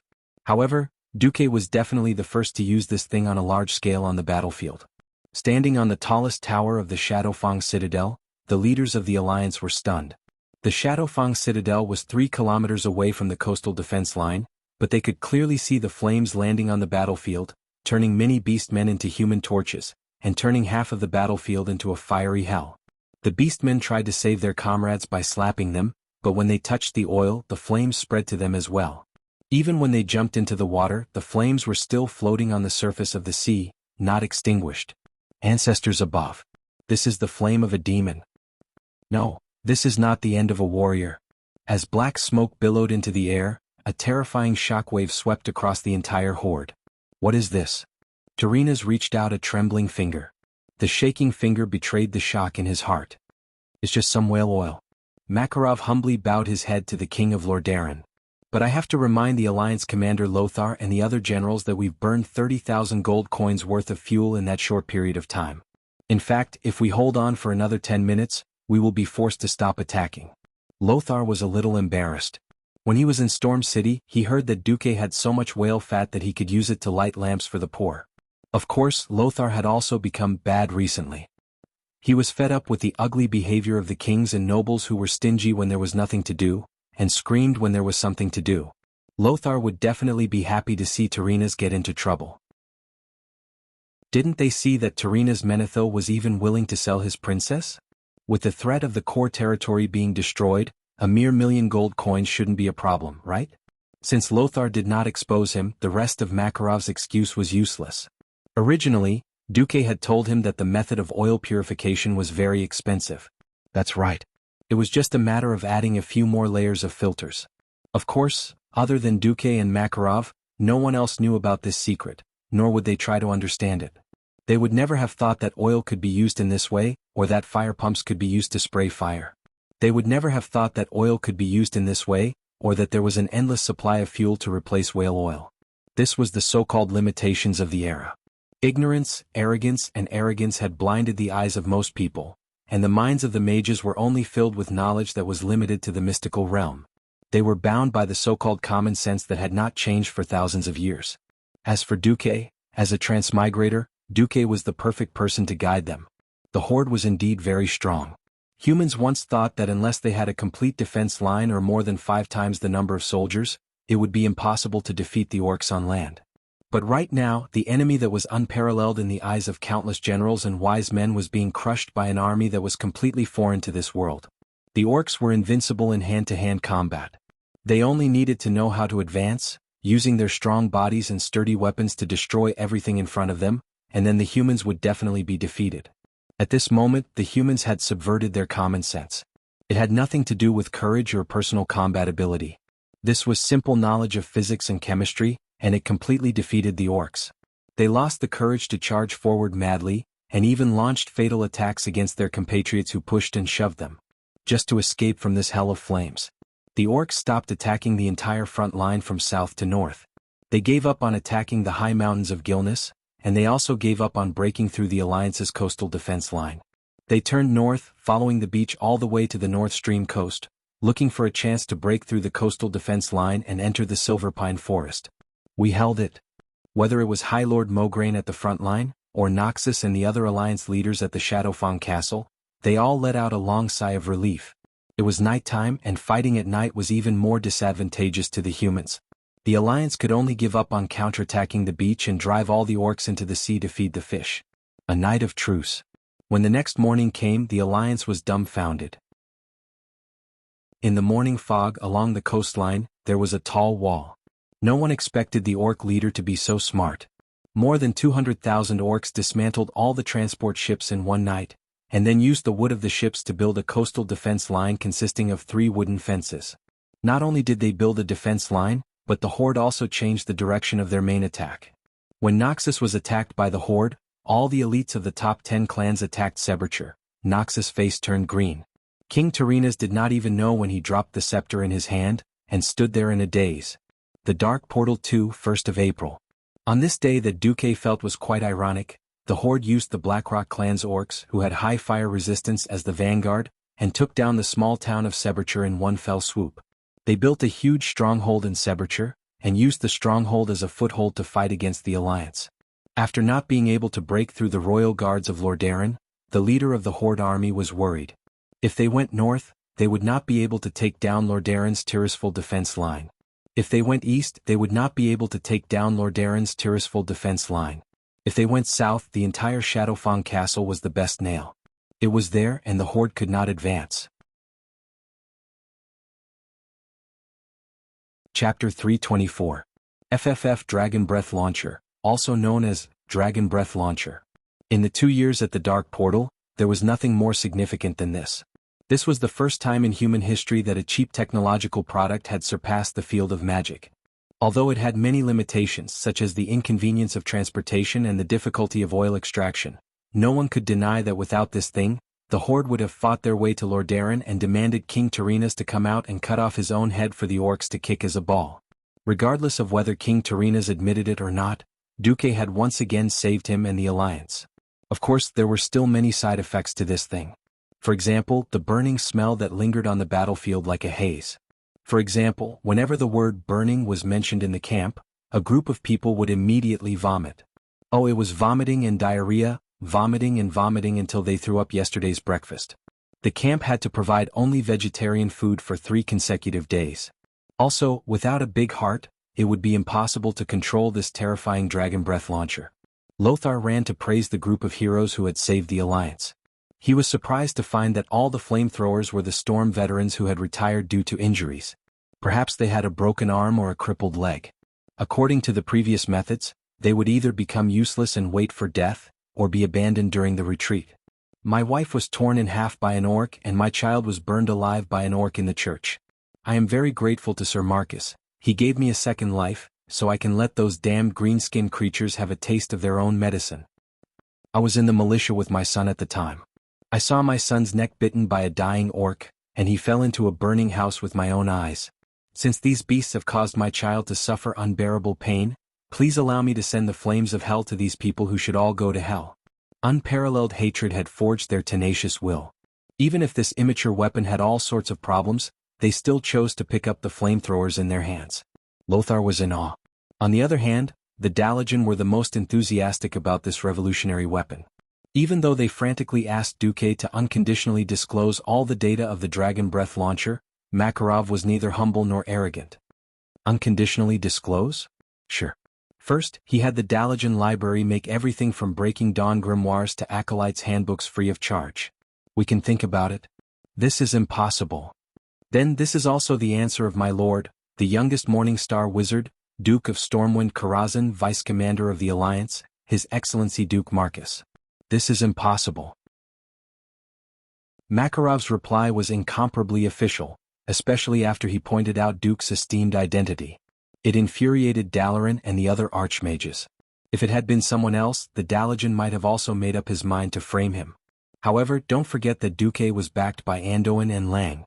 Lothar was the commander of the Alliance, Rin was the king of Stormwind, and behind them was an almost complete Stormwind. Hundreds of thousands of soldiers and civilians lived next door to the Dalajan. If you dare to make a move, we will overturn the Alliance and destroy the Dalajan first. Everyone in Makarov's FFF team was reliable, but no matter how reliable they were, it was easy for them to make mistakes in continuous battles. The Dalajan and the damned goblins had gotten their hands on a broken set of flamethrowers. However, their replicas had all failed and there had been a few explosions or fires. The Dalajan had lost a few alchemy masters and the goblins. Alright, the crazy goblins had lost a full 3 digits of researchers. No one understood why there were so many problems with the seemingly simple system. Firstly, there was the fuel. Fuel that had not been purified would easily block the nozzle, and under the constant pressure of the pump, the result would be an explosion. In theory, a less combustible fuel like kerosene would have the same burning effect. However, there was no concept of oil purification in this era. Even the kerosene used for gas lamps had a lot of impurities. Normal lighting was fine, but once pressure was applied, it would be strange if it did not explode. Moreover, Duque's fuel had been adjusted for viscosity. It was too thin and did not have the effect of burning when it touched the body. It was too sticky and could easily be stuffed in a jar and burst. Secondly, there was the pressure. Apart from using the pump to compress the air, the liquid could be ejected further. Duque also added a small wind magic formation. Once it was pressed, air would be injected into the jar. Thirdly, there was the nozzle. The nozzle was specially designed to gradually shrink in order to increase the range. Moreover, the nozzle was specially designed to prevent the liquid from flowing back, and the valve would be closed the moment it stopped. If they did not do that, the flames would follow the liquid out and burn back into the fuel barrel, and it would still explode. There was also a set of strict operating procedures, as well as safety measures such as removing the nozzle and the pipes of the compression tank when abandoning the broken flamethrower. It would be strange if they could make a random imitation. After fiddling with it for a whole week, no one could replicate it. Be it the Rotterdam or the Dalajan, they could only pinch their noses and accept it. They had no choice but to rent Duque's flamethrower team for 10,000 gold a month. At first, Tyrrhenus wanted to use the name of the Alliance to pressure Duque. However, Duque argued, "Your Majesty, you're wrong. I'm not trying to cheat you of your money, but the cost of refining the fuel is just that high. This is just the cost of the fuel. Without money I can't make fuel." Duque personally brought Tarinas, Mograine, and the others to visit a refinery that had 18 jars that were taller than a person. Seeing that hundreds of workers had only managed to squeeze out a small amount of fuel after working for half an hour, Tarinas was discouraged. If they didn't pay, would they still defend the 200-kilometer line of defense from the silver pine forest to the Tirisful woodlands? How many people would be enough to fill it with lives? Moreover, half of the silver pine forest was now occupied by the horde, and Tarinas was already annoyed to death by the nobles who had lost their territories. Those people squatted in front of the palace gate every day, screaming as if their entire family had died. At night they would go to the state guest house to get free food and drinks. They would do whatever they wanted. If he paid, he would feel the pinch. There were 4 heavily guarded mountain passes, and it would be impossible to clear them all without 2 million gold coins a month. However, Duque refused to marry Princess Kalia, so Tarina's great plot of what belongs to the son-in-law is mine could not succeed.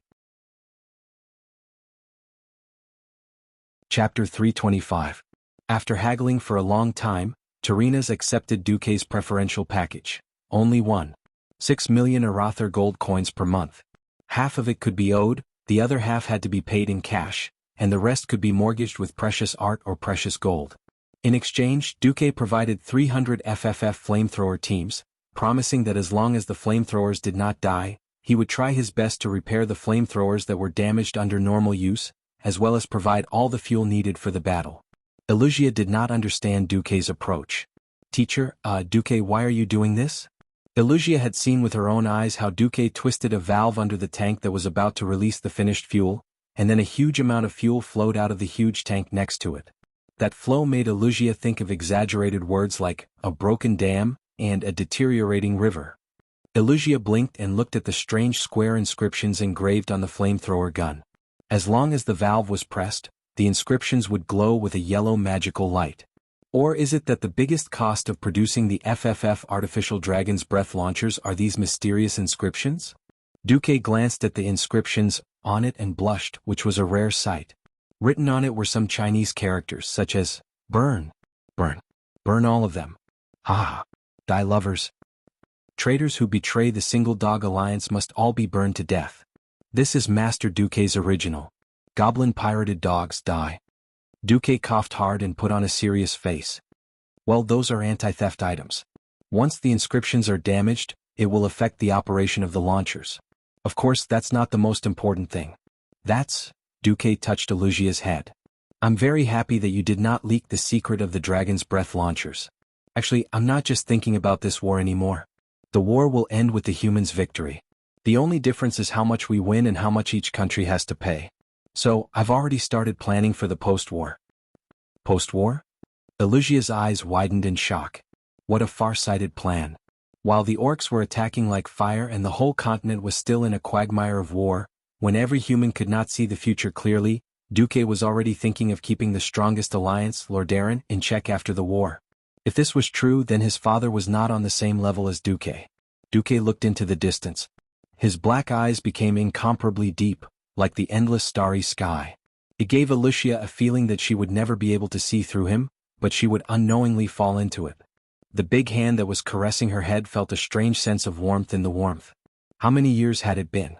Not even his closest family had been so affectionate to him. His father was cold and heartless, and he only looked at the scales of benefits. Mother was busy with magic. The 2 younger brothers were already like sharks in their mother's womb, beginning to cultivate each other's forces, preparing to devour each other in the future. And Duque, the young mage who claimed to be her master, gave her the warmth that she had longed for a long time. In her heart, Elugia sighed. "Sigh, if only Duque was my husband. Peace of mind, safety. But he will definitely not accept me. Father's asking price is something that even the king cannot afford." Elugia was very clear about her bastard father's character. For the sake of the family's interests, he would definitely use her marriage to maximize the benefits of the bearer family. Lowering her head lightly, Elugia let out a silent sigh. In Thurbercher's horde's camp, Grom Hellscream let out a deep sigh as well. For the first time he felt a heavy burden on his shoulders. He had thought that only 200,000 of the 400,000 orcs that crossed the sea from the western front would be able to destroy the humans of the entire northern continent.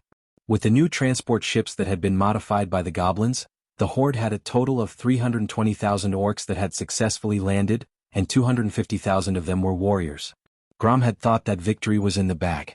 Who knew that the humans would come up with some kind of fire-breathing weapon? They did not know what it was, but once they came into contact with that sticky thing, they could only wait for their entire body to burn.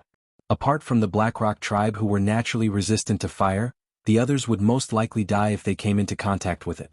In order to save on the food that was transported from the transport ships, Grom had to order the injured to take the lead in every attack to reduce the enemy's firepower. The only fortunate thing was that the enemy did not have too many fire-breathing devices, and their range was not too far. Even from the archer towers they could only shoot about 20 meters away. If they were on the ground it would be even closer. First, they would use long-range weapons like catapults to attack. At the risk of sacrificing some of their people, they could still pull the humans into close combat. However, every time they were about to win and kill most of the humans, these disgusting fire-breathing weapons would appear. Every time the horde failed, the horde would fail. Now the area around Cerberture had become a meat grinder. Tens of thousands of Alliance and Horde members died here every day. Sensing light footsteps behind him, Grom did not even turn around. What's the situation at the back? Sword Saint Samuro appeared from the blurry air. Ghoul, Dan has gathered more compatriots from the Door of Darkness. Although their combat power has decreased, at least they have made up for it in terms of numbers.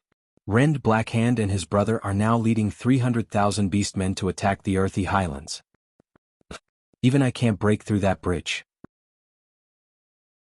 Can those two brats from the Blackhand family do it? Grom was ferocious, but if he met someone who could take 3 blows from him without dying he would not be able to do anything. This person was a militia captain named Prince of Torbane. No. It's not just attacking from the bridge. Ghoul, Dan suggests that we fill in the strait. Fill in the strait? Didn't you say it was impossible? Indeed, the horde had tried before, but the moment they threw rocks or clods, they would be swept away. After a few days, the rapid strait did not seem to be narrowing at all, so the horde gave up. No, Ghoul, Dan got inspiration from the humans blocking our transport ships. He told Rend Blackhand that the rocks weren't big enough. As long as we throw a big enough rock we can still block the strait. Rend did as he was told and is now reinforcing the strait. Grom was stunned. Alright, I have to say the humans are a smart race. It's a pity we finally have Ghoul, Dan on our side. Sealing the strait and creating a passageway for the army to pass through will take about 2 weeks. Alright, then I'll nail the main force of the humans here. Flames burned in Grom's eyes. Chapter 326. After discovering that crossing the sea wasn't a good choice, the orcs who learned that they could fill the straits and cross the sea regarded this as their highest priority. On the entire 200-kilometer stretch of the straits that separated the northern and southern continents and was now known as the Sodder Straits, there were orc laborers pushing boulders to fill the sea. 108,109,110. When Lilith killed the orcs from the other side of the river and counted down to 110, she frowned. The dragon cavalry came again. More red dragons, more Dragonmaw tribe orcs. The Alliance couldn't do anything to them. After all, the Alliance lacked a powerful air force that could fight against the red dragon cavalry. There weren't many griffins left, and they were at an absolute disadvantage in terms of quality. Recklessly resisting was equivalent to courting death. In Duque's impression, the only ones who could deal with the orc cavalry without hurting the red dragons were the Night Elves Hippogryphon cavalry from another continent. What a pity! The Night Elves' indifferent attitude meant that they wouldn't participate in this war. Duque had to let Aurelia, Servanas, and Lilith each lead 300 rangers to deal with the Dragonmaw tribe's agile attacks. However, the entire bay was being filled up at a speed visible to the naked eye. Duque felt like he had shot himself in the foot. If he had let the Horde's transport ships go, there wouldn't have been so much trouble. Maybe the Horde would still foolishly collect ships to continue crossing the sea. Duque's flamethrower couldn't do much here, because he had the genuine dragon breath. How passive a war without air supremacy was. Duque, Aurelia, and the Alliance bosses on Stormguard's side all felt it deeply. Duque, my intuition tells me that you've already predicted something. What are you waiting for? Aurelia took advantage of the fact that there was no one around to catch Duque. Duque had evaded the first attack with a flash, and then activated Ice Barrier to break the Great Demon King's trap. but he was still caught by the other Demon King. Servanas took advantage of the moment when Duque's ice barrier's absolute defense ended to descend from the tree like a ghost, his hand reaching over to grab Duque's ear. "Don't. I surrender." Outside the grove, Gavin Rad, who was technically a bodyguard, blew a whistle to indicate that he couldn't see or hear anything. "In the forest, resistance is severe. Tell the truth and you'll be lenient." The Windrunner sisters used the words they learned from Duque and used them on Duque. Duque was speechless. Duque was unyielding. Someone still owes me a lot of good brother. If I don't clear my debt first, there's no deal." But the bastard's pretentiousness only lasted for a while. After all, this involved the Windrunner family, so Duque didn't keep them in suspense for too long. "It's been 8 days since the second sea crossing battle, and we haven't found Orgrim's flag. This doesn't fit Orgrim's character. I'm 70% sure that Orgrim has personally led his army across the sea." "Then where is he?" "If I'm not wrong, he should be here with no more than 50,000 Horde elites." Duque opened the map he carried with him and pointed at the hinterlands. The Windrunner sisters didn't look too good. "This is both a good and a bad thing." Duque paused for a moment. "The good thing is that the Horde will definitely anger another dwarf branch that lives in Eagle Nest Mountain, the Wildhammer Dwarves. The Wildhammer Dwarves are good friends with the Griffins that breed in Eagle Nest Mountain. Their Griffin Knights were also quite famous. Now we don't have to worry about not having an air force." Aurelia's expression became even worse. "The bad thing is that the Horde has gone behind the main force of the Alliance. The Silver Pine Forest was to the west, the hinterlands to the east, and the earthy highlands to the south. The Alliance was surrounded on 3 sides. No, I'm not worried about that. The Wildhammer Dwarves are very strong. As long as we have enough reinforcements, the Horde will definitely be able to withstand the attack. The problem is after that if the elites of the Horde can't go west." The two sisters' gazes followed Duque's finger to the north. That was the hinterland of Lordaeron. If they passed through Saradan in the hinterlands, they would be able to reach the holy city of Stratholme. "Is the Horde going to attack Stratholme?" Queen Sylvie asked. "No. They can't take Stratholme. Right now, the Holy Light Archbishop Fail is mass-producing Holy Saya in Stratholme. There's half of the Silver Hand Knights there, and Stratholme's defense is comparable to Lordaeron's. As long as the Horde can't take them down, they will be surrounded and killed. They will be surrounded and killed by the endless stream of humans coming to defend the holy city. Then, I'm worried about your hometown, Kuel Salis." At this time, the two sisters looked at Duque as if he was an idiot. Aurelia put her hands on her hips like a proud rooster. "The entire forest of Kuel Salis has a magic shield. Those stupid trolls won't be able to break in even if they spend another 10,000 years." Queen Sylvie also put her hands on her hips and puffed out her chest as if she was right. "Have you forgotten that the Horde actually has warlocks? There's a rough description of the magic shield of your forest in the books of Karazhan. If you use runestones, as long as enough power is used to corrode a few of the runestones in the key parts of your forest, the magic shield that protects the entire forest will be a joke." When Duque said this, the faces of the two Windrunner sisters had completely lost all color. They were deathly pale. As the ranger generals of Kuel Salis, of course, they knew the secrets of the magic shield of the forest. The daily maintenance of the runestones was also carried out under their eyes. If they did not know Duque very well, Aurelia and her sister would definitely think that Duque was a spy sent by the trolls. And Duque's last words extinguished the last bit of hope in the hearts of the two Windrunner sisters. "According to my calculations, the worst-case scenario is that the trolls choose to join the Horde. Then Kuel Salis will face a disaster." From the bottom of their hearts, the Windrunner sisters did not want to believe Duque's deduction. But along the way, when had Duque's deduction of the big picture ever been wrong? Their slim bodies were trembling. Duque stepped forward and put one hand on each of their shoulders. "You've done enough for the Alliance. While the situation has not collapsed, quickly go back and warn Kuel Salis. Also, remember to evacuate your parents and third sister to Silvermoon City. That's the only safer place." Chapter 327. Aurelia bit her lip. "What about the line of defense along the strait?" Duque shook his head. "Everyone knows that we can't hold it. In fact, 90% of the people in the Earthy Highlands have retreated to Torrentburg. Even if we give up the Earthy Highlands, the Alliance can still hold on for a long time. We don't have to worry about the Horde taking the opportunity to invade the Hillsbrad Hills. After all, there is the Thoradin Wall there." The Thoradin Wall was a huge fortification built by Thoradin the Great to resist the trolls. It was a combination of a huge fortress and a city wall. The stone used to build the fortress was the hardest granite, and it was solidified by the earth element. Heavy catapults could only leave a shallow dent on it at most. There, one man could hold the pass against 10,000 enemies. Duque smiled calmly. Go back. As a good friend and the commander of the Alliance, I agree to let you take all the Rangers back. Your homeland needs you more than the Alliance needs you. At this moment, the saint-level moral integrity that Medivh had inherited was shining. Did the Alliance not need the High Elves archers? Wrong. Torrentberg, which was about to be attacked by the Horde's Red Dragon cavalry, desperately needed the help of the Elven Rangers. Both Duque and Aurelia knew this. Duque had informed Kuel Salas in advance that the Horde would threaten them and let them go. Of course, Aurelia had volunteered to bring the elites of the Windrunner family to help. If they wanted to leave, the Alliance had no reason to stop them. It was to avoid putting Aurelia in a difficult position that Duque let her Rangers go. It was conceivable that once the Rangers left, Duque would be reprimanded by King Salas of Torrentberg. Aurelia's face burned. She was the one who volunteered to help. When the Horde needed her and her troops the most, she was the one who wanted to leave.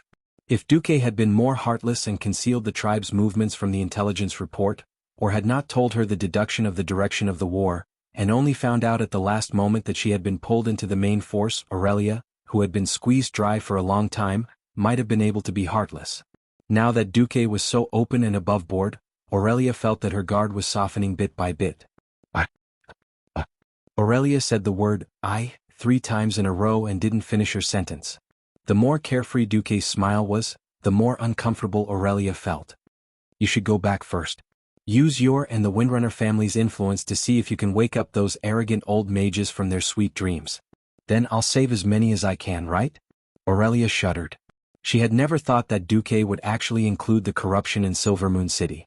The thought of arguing with the Pharaoh of the Silvermoon Council, who only knew how to hold them back, gave Aurelia a headache. At this moment, Servanus patted his sister's shoulder. Sister, you should bring the main force back. I'll stay with the combat team that His Majesty the Sun King promised to the Alliance. I'll work hard for your share as well. Or, you don't trust my archery skills? Looking at her smiling sister, Aurelia finally realized that this was the best choice. As a ranger general, her influence in the country was much greater than her second sister's. As long as she brought the main force of the Windrunner family back, things would still be promising. Seeing the determination written on his sister's face, Servanus smiled. Yes, I have to go back and tell the people who stayed behind. With that, he tapped the ground with the tip of his foot and disappeared, leaving behind an awkward Aurelia. Perhaps it was because she had seen Duque's appearance that Aurelia did not want to admit Duque's growth. That was why every time she saw Duque, she wanted to bully Duque like a strong elder. Unfortunately, even if she did not want to admit it, she had to admit it. Duque was no longer the little Duque she was familiar with. From his body to his intelligence to his way of dealing with people, it had only been less than a year, but Duque had completely grown up. He had become a great man who played an important role in various countries, and even the entire world of Azeroth. Lightly pursing her lips, Aurelia seemed to have made up her mind. The next second, Duque suddenly found a warm and plump female body behind him. Good brother, good brother, good brother, there was not the slightest pretense. Instead, when the orchid scent mixed with a touch of bashfulness blew into his ears, it made Duque's ears turn red. When Duque reacted, Kuel Salas's heroine, Aurelia, had already disappeared in the wind. Duque touched his ears and muttered to himself, this time there shouldn't be a tragedy, right? Duque was a little lost. He had already changed too much of the history. In his previous life, Aurelia had lost her youngest brother, Riraz, and her parents in the joint attack of the orcs and trolls. This made her hate the orcs to the point of permanent solidification. That was how the heroine of the Alliance Expeditionary Force, Aurelia, who crossed the Dark Portal and went on an expedition to the Draenor world. Duque did not know how history would be changed this time. Since Aurelia was so good to him and had an inexplicable relationship with him, Duque could not bear to see Aurelia's family die a tragedy. Sigh, let's see what Orgrim will do. Almost at the same time, Orgrim encountered a strange creature in the hinterlands. According to the scout's report, he thought that they had encountered ogres. Although these creatures were smaller in size, they displayed grace and quiet movements that he had never seen before on such a large creature. But when a ray of sunlight shone on one of the creatures that came forward, Orgrim discovered that the creature's skin was green, just like most of his subordinates and the color of the surrounding trees. This also explained why they did not notice these creatures before. The color of their skin allowed them to hide in the leaves, especially if they moved between branches like these creatures. He also saw that this creature was slightly taller than him, more capable than the ogres, and looked more balanced. This creature did not have overly long arms, large hands, or a large head. He stared at the creature in front of him. When he saw the glint in the creature's dark eyes, the creature suddenly thrust the spear in its hand at Orgrim. This showed that they were very intelligent. "We are not your enemies," Doomhammer roared. His roar tore apart the silence of the night. He knocked the spear away with one hand. Only then did he realize that the spearhead was made of stone and was abnormally sharp. "I want to see your leader." Chapter 328. Especially after Orgrim showed off his empty-handed blade grab, the trolls clearly recognized Orgrim's status as a powerful orc. After all, he was no newbie. With the same thrust, he had killed dozens of dwarves and humans. "What do you want from our leader?" "I don't think our leader's meat is any better than ours, hee. Orgrim spoke in the human language, and so did the trolls. Even though their tones were frighteningly strange, it did not stop them from communicating.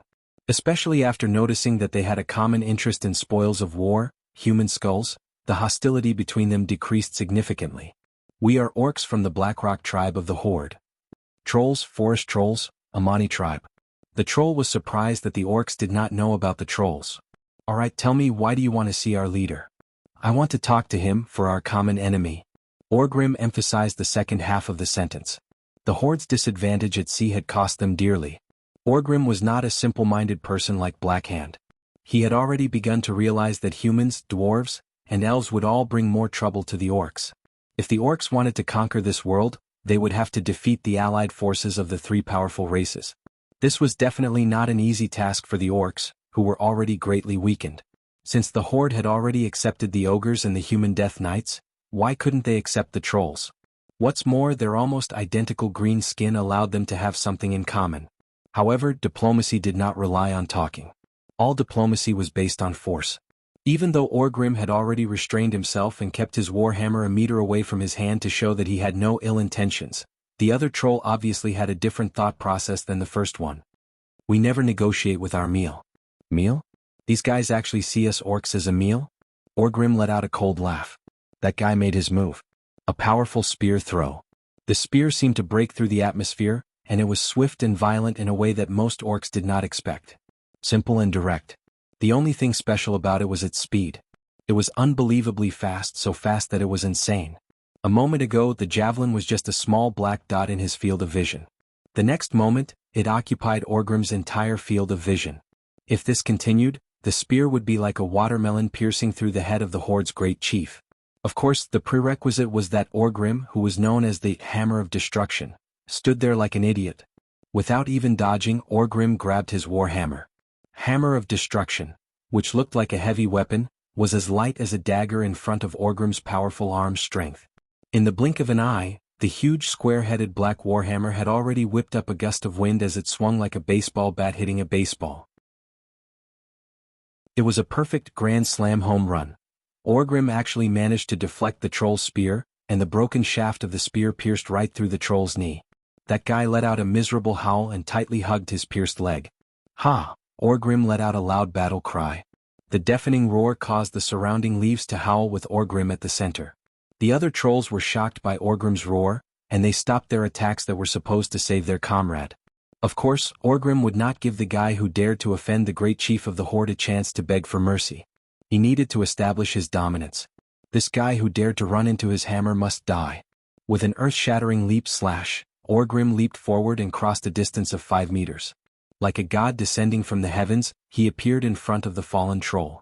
Hammer of Destruction carried Orgrim's anger at being provoked, and with an unparalleled might, it smashed towards the troll's head. Puff. For the first time, the troll's skull turned into a watermelon. This was not the end. In the next moment, from the collarbone, shoulder blade, pelvic bone, leg bone, all the bones and flesh within the range of the Hammer of Destruction were smashed into pieces, and blood and flesh splattered everywhere. A troll that was more than 2-3 meters tall was instantly turned into a pile of minced meat that even his mother wouldn't be able to recognize. I'll say it again. I want to see your leader. The words were a request and the tone was a command. As Orgrim roared, he turned around and unleashed his most powerful pressure on the other trolls. These trolls were still in a daze from this bloody and brutal counterattack. They were trembling in fear. Bring me to him or I'll kill everyone who refuses to do so. Then I'll go find the trolls who are willing to bring me there myself. Hammer of Destruction was raised high in the air. With the cheers of the orcs as the background, the blood dripping from the black stone hammer, the faded fur and the broken bones and flesh, the remaining trolls lost the courage to challenge Orgrim. Orgrim's domineering aura was effective. All the trolls took a step back, put their spears on their backs and spread their hands to show that they were not hostile. Then a troll with a necklace of bones walked out from the middle of them. You want to talk to Zujin? If Zujin is your leader's name or title, then yes. Orgrim nodded. You will see him. We will wait here. Hammer of Destruction calmly announced to the troll and his subordinates. An hour later, without any warning, a shadow emerged from the forest with huge and quiet steps, bringing with it the troll and 3 other powerful trolls who looked extremely capable. If you want to see Zujin, then I am. Zujin was much taller and more capable than the other trolls. He was wearing a leather vest that was unbuttoned. A thick scarf was wrapped around his neck, covering the area below his nose. The parts that were exposed gave a ferocious impression. Because he was close enough, Orgrim noticed that the troll's skin was covered in moss. What a strange race. You want our forest? Or do you want to fight us for those despicable humans and elves? If you're here to issue a challenge, then I've received it. Zujin's hand went to his waist. There were 2 axes hanging there. No, it's the opposite. We have a common enemy. Orgrim grinned. His swaying fangs made Zujin uncomfortable. Chapter 329. Duque did not try to stop the trolls from joining the tribe. That would be a waste of effort. Trolls joining the tribe was almost inevitable. 14,000 years ago in Azeroth, the trolls, the native race of Azeroth, had established many large kingdoms. Amani and Gurubashi were the largest, and these 2 kingdoms were ruled by the Zendala tribe. Thus they were praised as the Great Zendala Empire. 7,000 years ago, Dasrima Sunstrider brought along the elven nobles who wanted to continue researching and using arcane magic. They left their fellow night elves who followed the teachings of the druids and accepted exile and migrated to the northern continent of the Eastern Kingdom, commonly known as the Lordaeron continent. These high elves who moved east evolved into high elves and established their own magic kingdom, Kuel Salis. As a new nation of immigrants, Kuel Salis and the local troll Amani Empire began a war over the issue of land expansion that lasted thousands of years. Until 2,800 years ago, when humans began to rise, Thoradin the Great united the human tribes and established the Arathur Empire. The High Elves' kingdom of Kuel Salis was no match for the troll Amani Empire. In desperation, they sought help from humans and began to teach them the power of arcane magic. Arathur and the kingdom of Kuel Salis worked together to defeat the troll Amani Empire. The trolls were unable to recover from this setback, and the troll war came to an end. It could be said that the trolls had a feud with humans and elves that had been passed down for thousands of years. Their blood and souls had been poured on this continent in the fierce battle. The hatred had long been so strong that it could not be dissolved. Furthermore, there were too many troll clans. Even if Duque had dealt with the Amani clan in advance, there were still many other clans on this continent. For example, the Zendala tribe in Stranglethorn Vale was the ancestors of all trolls. They were also known as primitive trolls. Trolls were generally divided into 5 main groups. Other than primitive trolls, there were also jungle trolls, forest trolls, desert trolls and ice trolls. There were many branches of different sizes according to their attributes. Sand Fury, Ice Hare, Evil Branch, Blood Scalp, Skull Splitter and other small branches were ignored. There were 7 or 8 large Amani-level clans. Rather than letting Orgrim form an alliance with the trolls, it would be better to leave it to the Amani. At least Duque would be able to predict their route of advance. Of course, before dealing with Orgrim's elite army and trolls, Duque still had something important to do. Cover the retreat of Stromgard's troops to Torrentberg and Saladin's Wall. The most frightening thing about a retreat was being routed. Once the rearguard troops were destroyed, one could imagine the following scenario: the torrent of green that represented the Horde orcs and the silver that represented the Stormguard kingdom crossed over the entire Arthi Highlands. The bitter silver was chased by the green from all directions. The human army, which was severely lacking in transportation, was torn apart by the orcs who charged from all directions in the battle on the plains. After fighting for so long, the Alliance and the Horde were really angry. It was conceivable that if the retreat failed, not many people would be spared. The orcs who had better endurance would chase down every human who tried to escape and kill them in the cruelest way possible. There were no captives, no mercy. Only 1 in 100 soldiers would be able to return to Torrentburg alive. The earthy highlands where Torrentburg was located were not fertile. The mountainous nature of the highlands limited the production of food and the upper limit of the total population. Among the 7 human kingdoms, the population of the Stormguard kingdom was only slightly higher than that of the pure mountainous Alterac kingdom. In a sense, Stormguard was even weaker than Stormwind, which had lost its territory. At the very least, the fertile elven forest fed hundreds of thousands of Stormwind citizens. The total population of Stormguard was less than 250,000.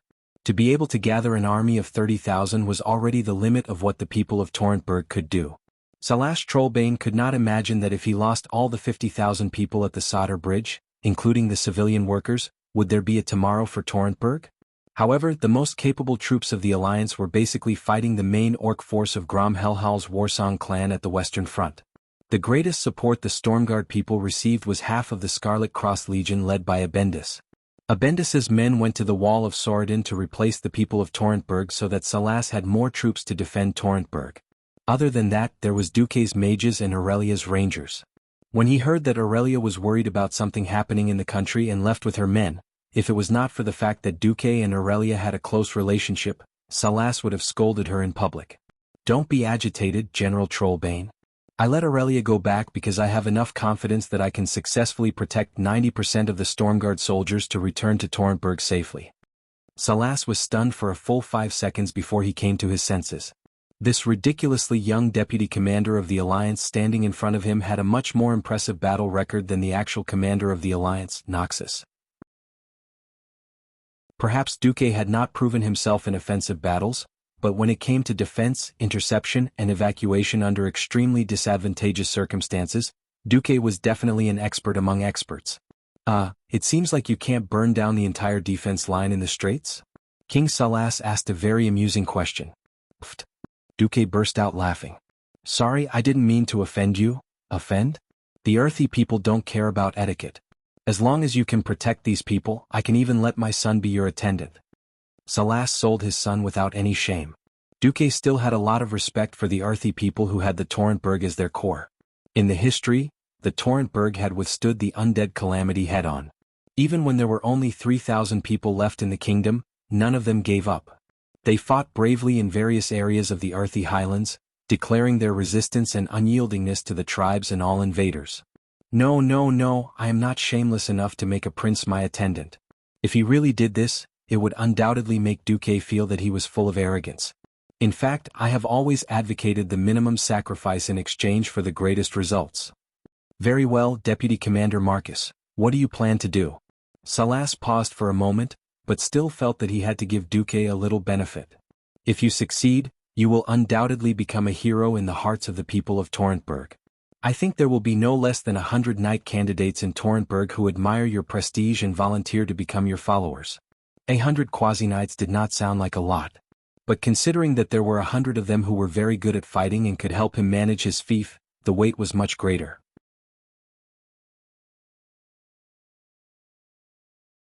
Chapter 330. Duque had also doubted the loyalty of the people from Torrential Fortress. Knights who could fight were still useful. If they were loyal to someone else's king, it would be a pain in the ass. In fact, after inspecting the goods, Duque realized that he had been thinking too much. This was a world with a feudal aristocratic system. Even if the customs of the 7 kingdoms were different, they were still the same. The descendants of the Arathar Empire, the people of Thoradin the Great. The nobles who were loyal to other human kingdoms did not have as many problems as one might imagine. In this era, only the eldest son could inherit the land. The second, third, fourth, and daughter could only be filled in according to the order below. Generally speaking, the second and third sons might have some hope. They could pray for something to happen to their eldest brother, but there was no hope for the rest. Just like in Stormwind's elven forest, 1,000 years of inheritance had already given up all the land in the earthy highlands. If they wanted new land, they could only reach out to the outside or the royal family. To the south of the earthy highlands was the territory of the Bronzebeard dwarves. To the east was the sea. To the west was Alterax's territory behind the Thoradin wall. To the north was the hinterlands near the earthy highlands. It was still the dwarves, but they were the Wildhammer dwarves. Hence, the Stormguard kingdom was completely unable to expand. As the saying went, barren hills and wild rivers produced tough people.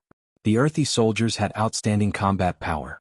Apart from equipment, the earthy people's land combat power was definitely one of the best in the Seven Kingdoms. Of course, because they were poor and had poor equipment, their overall combat power was not as good as the people of Rotterdam. With 100 knight candidates, Duque had made a profit. Anyway, Duque did not intend to let the people from Torrential Fortress suffer a loss. The knight candidates had a good impression of Duque. First of all, Duque's reputation was illustrious. The Alliance's vice-commander, the slayer of nearly 300,000 orcs, an archmage with a limitless future, the inventor of a new weapon, and the biggest financial backer of the Stormwind Kingdom. There was nothing more promising than having a boss who could fight, make money, and help his underlings get benefits. If the Alliance could not defeat the Horde in this race war, then it would be the end of the human race. If the Alliance won, it would be natural for them to exterminate the Beastmen. Once Stormwind was restored, Duque's status would be exaggerated. He would be a true Grand Duke, a Grand Lord. The eastern part of the fertile Elven Forest, a small piece of the Night Forest, a large piece of the Red Ridge Mountain, and the Upwind Trail area. Looking at the situation, Duque's fief might not be limited to just this. This was a better piece of land than the whole of the earthy highlands. These knight candidates were so excited that they were about to go crazy. They couldn't wait to become Duque's followers and wear the battle robe of the Marcus family. Of course, this was on the premise that Duque had to successfully evacuate the 50,000 Stormguardians to Torrentburg. 20,000 elite soldiers, 10,000 auxiliary soldiers, and 20,000 craftsmen and militia. If Duque was just an inexperienced brat, or if he had a better idea, King Salas Trollbane would not let Duque make the arrangements. But he was Duque, the Alliance's hero, Duke Marcus. The weight of this name alone was enough to make Salas trust Duque more than himself. When Salas asked, "What are you going to do?" and Duque took out a thick stack of action guides, Salas was stunned for a full 3 seconds. Without waiting for Duque to explain in detail, Salas snapped his fingers. "In the name of the King of Stormguard and the General of the Alliance Army, I command you. During the retreat, all of you must listen to the orders of the Deputy Commander, Sir Marcus. Those who disobey will be punished by my sword." With that, Salas unsheathed his sword and handed it to Duque in a solemn manner. Duque was dumbfounded. King Salas smiled faintly. "Sorry, I am the kind of person who can't help but rush into battle when I see it. Besides, the Trollbane family will only fight to the last moment, victory or death. If I stay here, I will only interfere with your command and become a burden to you.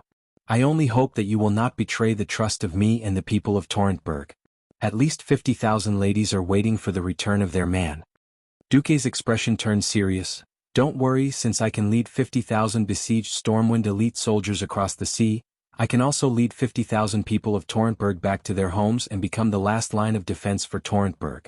That night, the tribe's beastmen in charge of reclamation discovered the changes on the other side. Compared to the day, the beastmen preferred to reclaim the sea at night, because the accuracy of the ballistae and catapults on the other side would be greatly reduced. Often, one night's work could be equivalent to 4 days' work.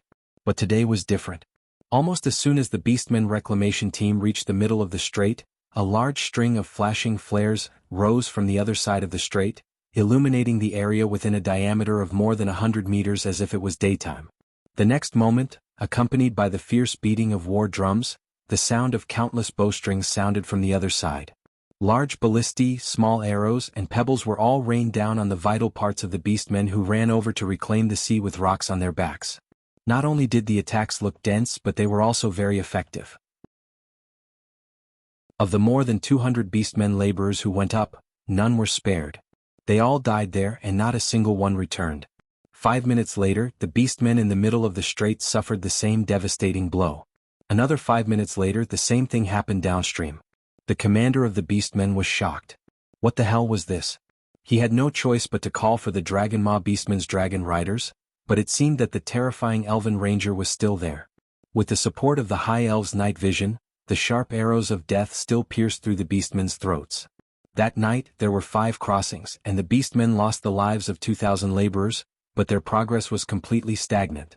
When he received the report, Red Blackhand, the son of the former chief, didn't care. Let Zuluhid continue to send out his precious red lizards. Keep attacking during the day and I'll see how long the humans can last. The beastmen didn't have the gift of night vision, and because the red dragons didn't cooperate, the beastmen dragon riders were more effective during the day. The attack on Sadr Bridge continued, and the humans seemed to have concentrated their forces on the bridge. The defenses there were still impenetrable. But elsewhere, the dragon riders had successfully destroyed more than 100 unguarded ballistae and catapults.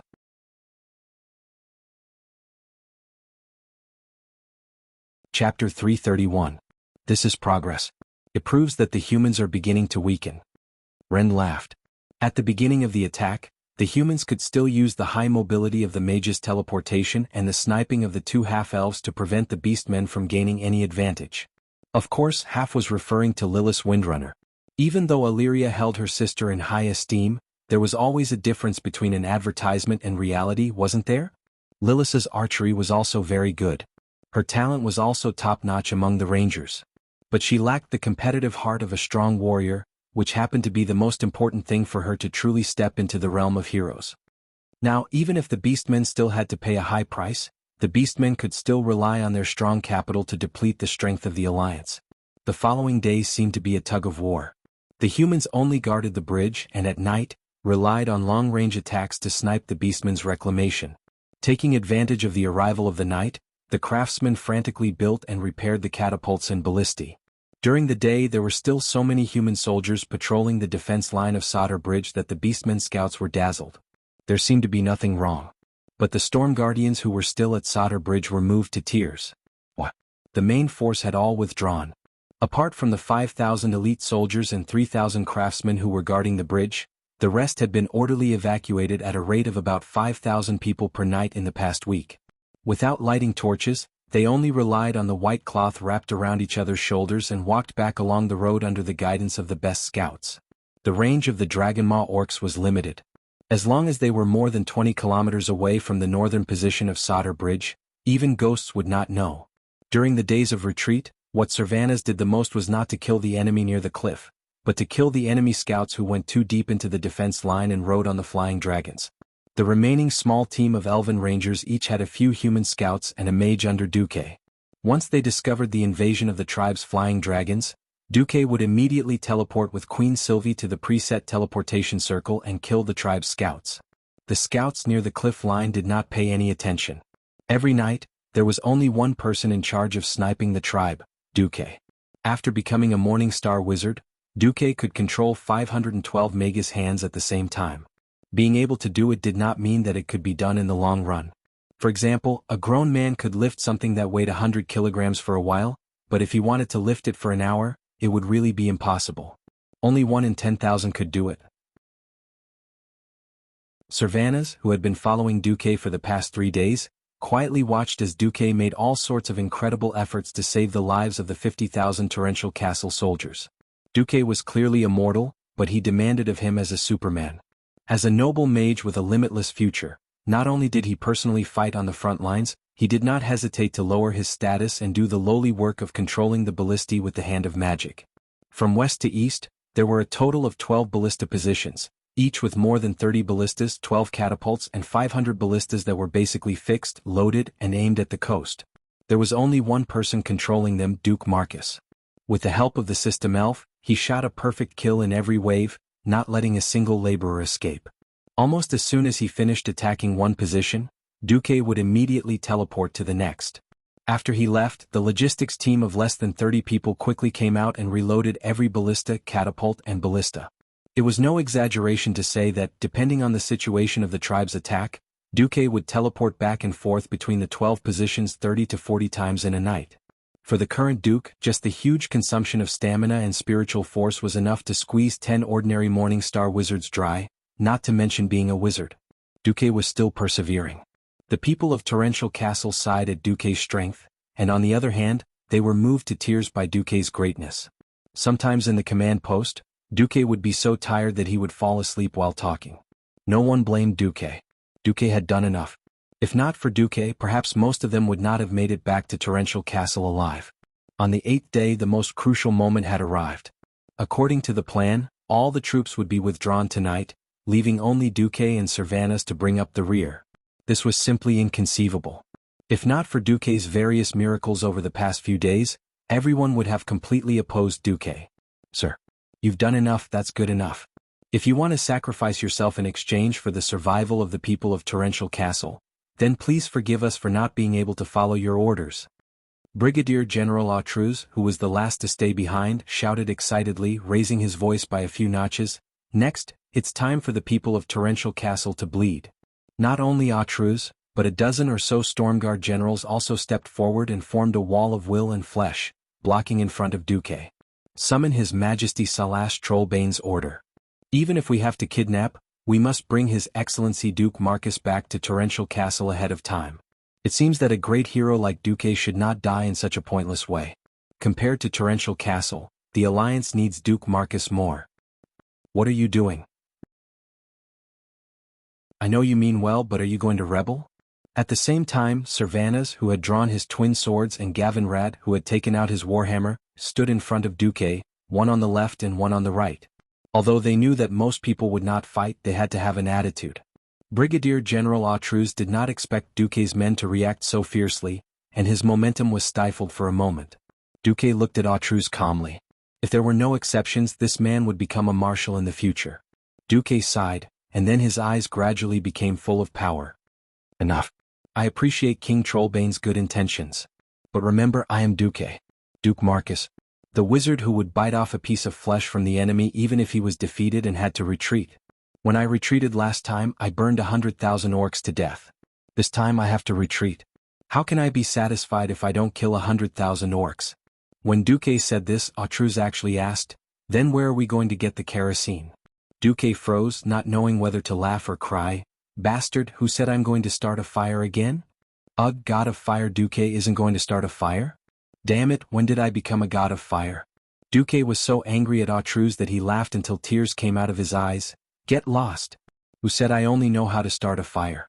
Let me tell you, the one standing in front of you today is Ghost Schemer Duque.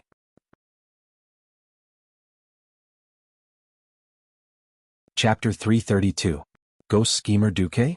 Who would give themselves a nickname these days? Why did the Alliance have the name Fire God Duque? It was because Duque was good at using fire. He burned half of the Elven Forest, burned Stormwind City, and used the FFF flamethrowers to burn down the Horde's main force in Silverpine Forest. Most of Duque's famous battles were related to fire. Giving him the nickname Fire God was not a bad idea. Unfortunately, Duque was not happy about it. How could a mere god of fire compare to the leader of the four major elements? What heaven-defying god of magic? That's right. I should at least be an archmage. Anyway, Duque did not want to be a fire god. Duque knew very well that the retreat was half a success. If he could do this, he would probably be given the title of strategist. That was not enough. Orgrim must have landed in the hinterlands. For some reason, there was no news from there, but Duque had to settle things here as soon as possible and mobilize troops to deal with Orgrim. If the battle at Riptide Stronghold was very tight, Duque as the Alliance's deputy commander could not leave, nor could he mobilize troops in advance. So, if Duque wanted to reduce the pressure on Riptide Stronghold, the best way was to make the Horde suffer again. The Horde's troops did not seem to be decreasing. Only Duque and the commanders of Stormwind City, who had been fighting with the Horde for the longest, felt it the most. The Horde had begun to decline. For example, the Horde's combat power was 100 before, but now it was at most 70. As the losses increased, the Horde's combat power would reach a critical point. Once it broke through this critical point, the quantitative change would become a qualitative change. When that time came, the Alliance would switch from defense to offense. Seeing that General Autruz and the others wanted to say something, Duque gently pushed Servanas and Gavin Rad away and waved his hand at them. Gentlemen, thank you for your willingness to sacrifice for me. I appreciate your kindness. In the future, if I can't survive, I will come to you. On the contrary, if you can't survive in the future, you can look for me. As long as I defeat the orcs, I'll be a great lord. Duque shrugged and said, but before that, can I trouble you to get out of here according to the plan? Unless you have my magic power, knowledge, and stratagem, your poor imagination will never know what I want to do. Duque's words were no longer at the level of "you're welcome." If Duque had said this before, even if the king was above their heads, they would still find trouble with Duque. But men were such simple creatures. Once they had gone through life and death together, they were brothers. Not a single Storm Guardian took Duque's words as an insult or provocation.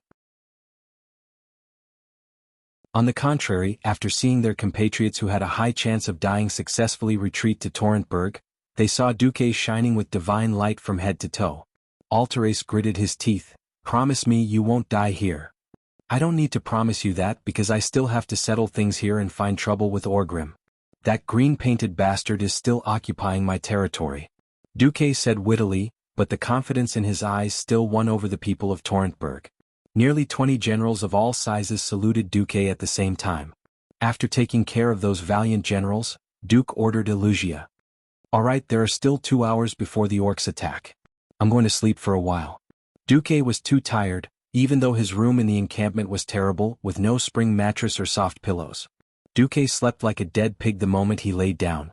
In his daze he felt that he was lying on a very soft and smooth pillow. Duque moved his neck to make himself more comfortable. This is good, better than the space memory pillow." Duque did not know how long he slept, but the system elf's warning woke him up. "Dear host, I'm sorry to disturb you, but I'm afraid you'll have to wake up from the blissful time of sleeping on your lap. Because the orcs are coming." Duque woke up in a daze and he suddenly realized a word: lap pillow. The next moment, Duke opened his eyes and was almost blinded by what he saw. What did he see? His dog head was resting on 2 slender, round but not sensual legs. Seeing the long mage dress wrapped around the legs, Duque immediately realized whose legs they were. Not only that, Duque, who was in a hurry to turn his head, bumped into something. It was a soft object that was less than 2 centimeters above his head. Something's wrong. Duque's body instantly stiffened. "Oh, I'm a salted fish. I'm a motionless salted fish. I didn't do anything just now." The pure and innocent little virgin Duque hypnotized himself like a retard. At this time Miss Barov also woke up. She rubbed her eyes only to find that Duque was awake. "Sorry, teacher." Duque, I didn't mean to offend you, I just saw that you were sleeping very hard. You were muttering, 'The pillow is too hard,' or something, and when I came over, you—" Duque was completely disheartened. "I slept on your lap?" Wuxia blushed but finally nodded. "Why didn't you resist?" Duque said almost as if he was possessed. "I was confused by what you said about the space pillow." Wuxia tried to change the topic. In fact, Duque's actions were even more crude, and the young lady of the Barra family was almost scared to death, but she did not dare to resist. A mage's body was fragile, and if she accidentally hurt Duque and caused the Alliance's plan to fail, she would be guilty. And surprisingly, she did not seem to resist this kind of thing that should only be done between lovers. At this time, something that made Duque feel even more like a nightmare had happened. Suddenly, a soft cough came from outside the window. Even if Duque turned into ashes, he would still recognize that it was the voice of Queen Sylvanas. "Ahem, I was worried that the Lord Deputy Commander was too tired, so I came to remind you to prepare for the tribe's night attack. It seems that the Lord Deputy Commander has something more important to do." "No, actually Duque rushed out as fast as he could. Who knew that as soon as he stepped out of the door, Queen Sylvanas accidentally stepped on his foot. "I'm sorry, I was really careless just now. Sister clearly repeatedly told me to take care of you." Sylvanas put his hands on his waist and slowly retracted his foot.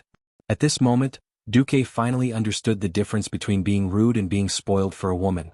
If a girl stepped on your foot and scolded you, that was called being rude.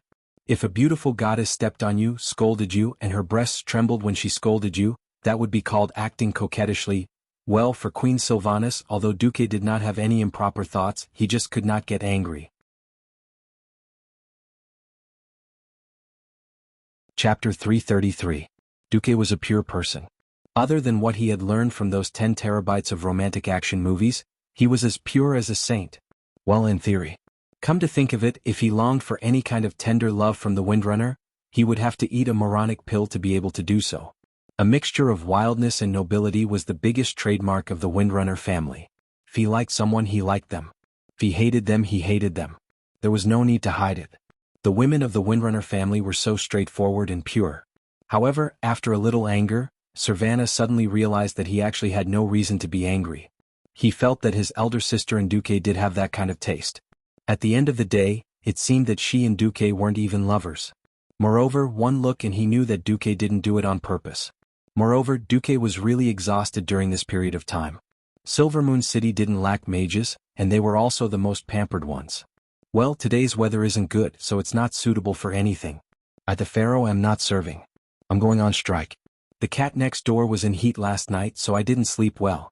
I won't do anything today. Tomorrow seems to be cloudy. I'm not in a good mood, so I won't do anything tomorrow. Endless years of emptiness had created the unique arrogance of the Silvermoon Council. If a young and promising mage like Duque was placed in the High Elves, wouldn't he be arrogant to the point of death? But for the sake of the Alliance, for the safety of more people, Duque still did it without any hesitation. In a situation where he didn't receive any support. From Servana's point of view, Duque was doing 10 jobs by himself, using his strength and hard work to fill in the gap left by the departure of Aurelia and the Rangers. In this regard, Duque did it flawlessly. They were clearly more than friends but not lovers. Why could his elder sister and Duque trust and tolerate each other so much? His elder sister was willing to go to jail for 3 months for Duque without any regrets. In order to not let his elder sister lose her trust, Duque single-handedly carried the entire line of defense. Servanas, who was biting her lower lip, suddenly felt a little envious of the vague yet sincere relationship between her elder sister and Duque. Looking at Duque's bitter face, Servanas found that he couldn't get angry. Does it hurt? Fortunately, at least it wasn't an axe from the tribe. Duque smiled bitterly. Sylvanas raised her long golden eyebrows. I won't apologize. But I will protect you with my life until you leave safely. Duque curled his lips. Queen Sylvanas is really an awkward person. Tonight, as always, Duque used the time difference to defend. Of course, tonight was a little different. The Horde felt that it wasn't good for there to be no progress after so many nights. Tonight, the Horde sent out a few companies of orcs to test the waters. These orc warriors from small clans were basically cannon fodder, so Red Black Hand didn't care about them. A report woke Red up. What? Some soldiers reported that there was no one in the enemy's position at all. It was just a group of mages using Hand of Magic to control the ballistae? Red immediately realized his mistake. The humans had long been unable to hold on, but in order to let more people evacuate, they adopted the strategy of using elites to cover the rear. Immediately send the Black Fury, Wind Raven and Red Feather clans to attack overnight. Red casually yelled out a few names of small clans that he almost couldn't remember himself. A total of only 5,000 people launched an attack to test the waters. Although an hour later there were reports of heavy casualties among the attacking troops, but more accurate reports came in. There were no soldiers in all the human sniping positions. It was estimated that one or a few mages were using Hand of Magic to control the ballistae and various kinds of crossbows back and forth at high speed. The current Red Black Hand was far from the boss-level guy in the future. At least he was a qualified commander. He immediately realized the intention of the humans.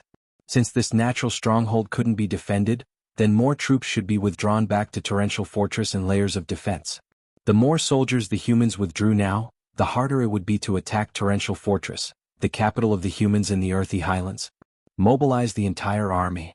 When the sun rises we will attack. In the urgent sound of the bugle, the tribes began to assemble.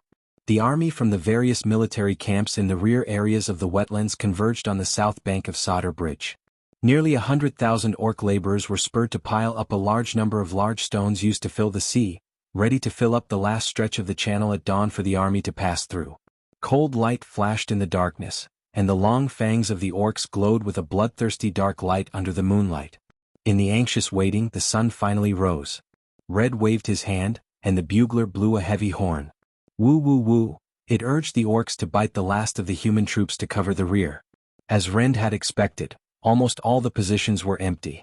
There were no skilled craftsmen left, and the last group of craftsmen had already evacuated last night. At least 10 hours. They left behind everything that would slow them down. The scout's report made Red Blackhand's face darken. A group of strong craftsmen, prepared to evacuate in the dark without any burden. Even if they were slow, 10 hours would be enough for them to travel 50 kilometers. Maybe in 3 hours they could reach Riptide Castle, 100 kilometers away. Let the Wolf Riders cross Sodder Bridge at full speed chase. Catch up as much as you can. The Wolf Riders riding huge war wolves waved their huge machetes and galloped across the bridge, accompanied by the roars of the war wolves.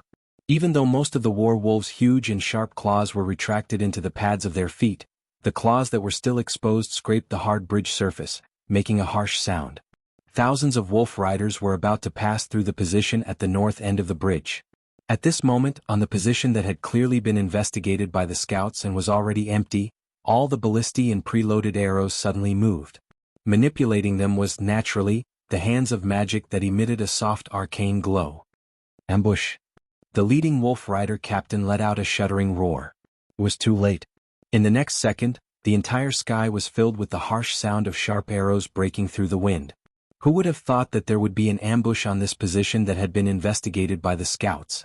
The wolf riders were a pure offensive unit with strong attack power, speed, and endurance, but the armor of the wolf riders was still only at the light cavalry level.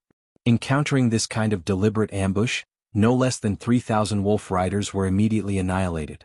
Countless arrows pierced through the weak leather armor of the wolf riders and shot into the bodies of the wolf riders and war wolves, but there was nowhere to hide in the narrow passage in the middle of the position and on the bridge. Those arrows, as if they had eyes, accurately shot into their vitals.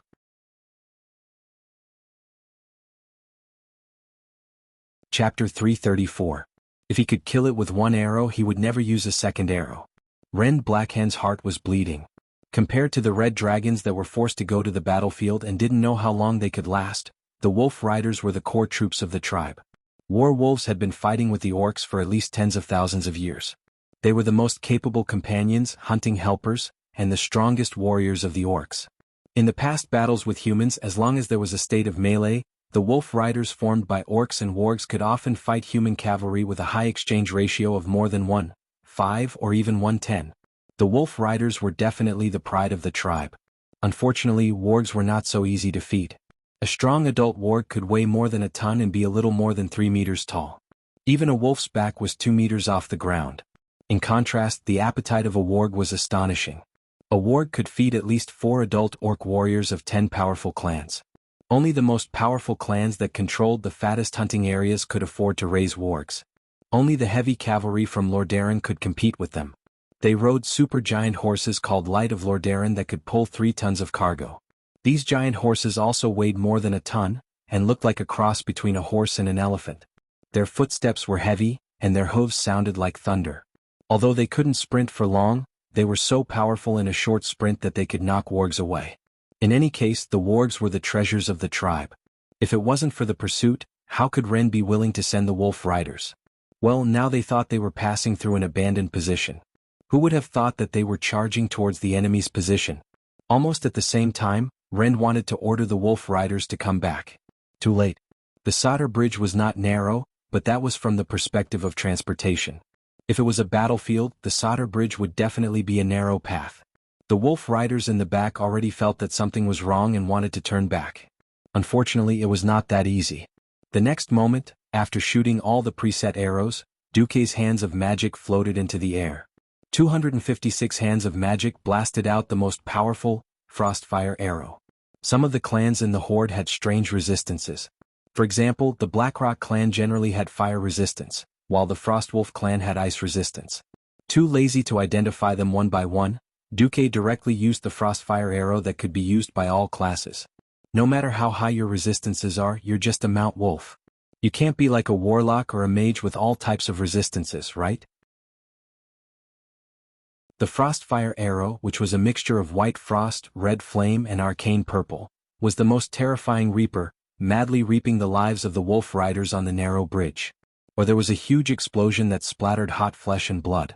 Or perhaps the ice that froze everything froze all life. Or perhaps the brilliance of the arcane spell had disintegrated organic matter. No wolf rider could escape unscathed after being hit.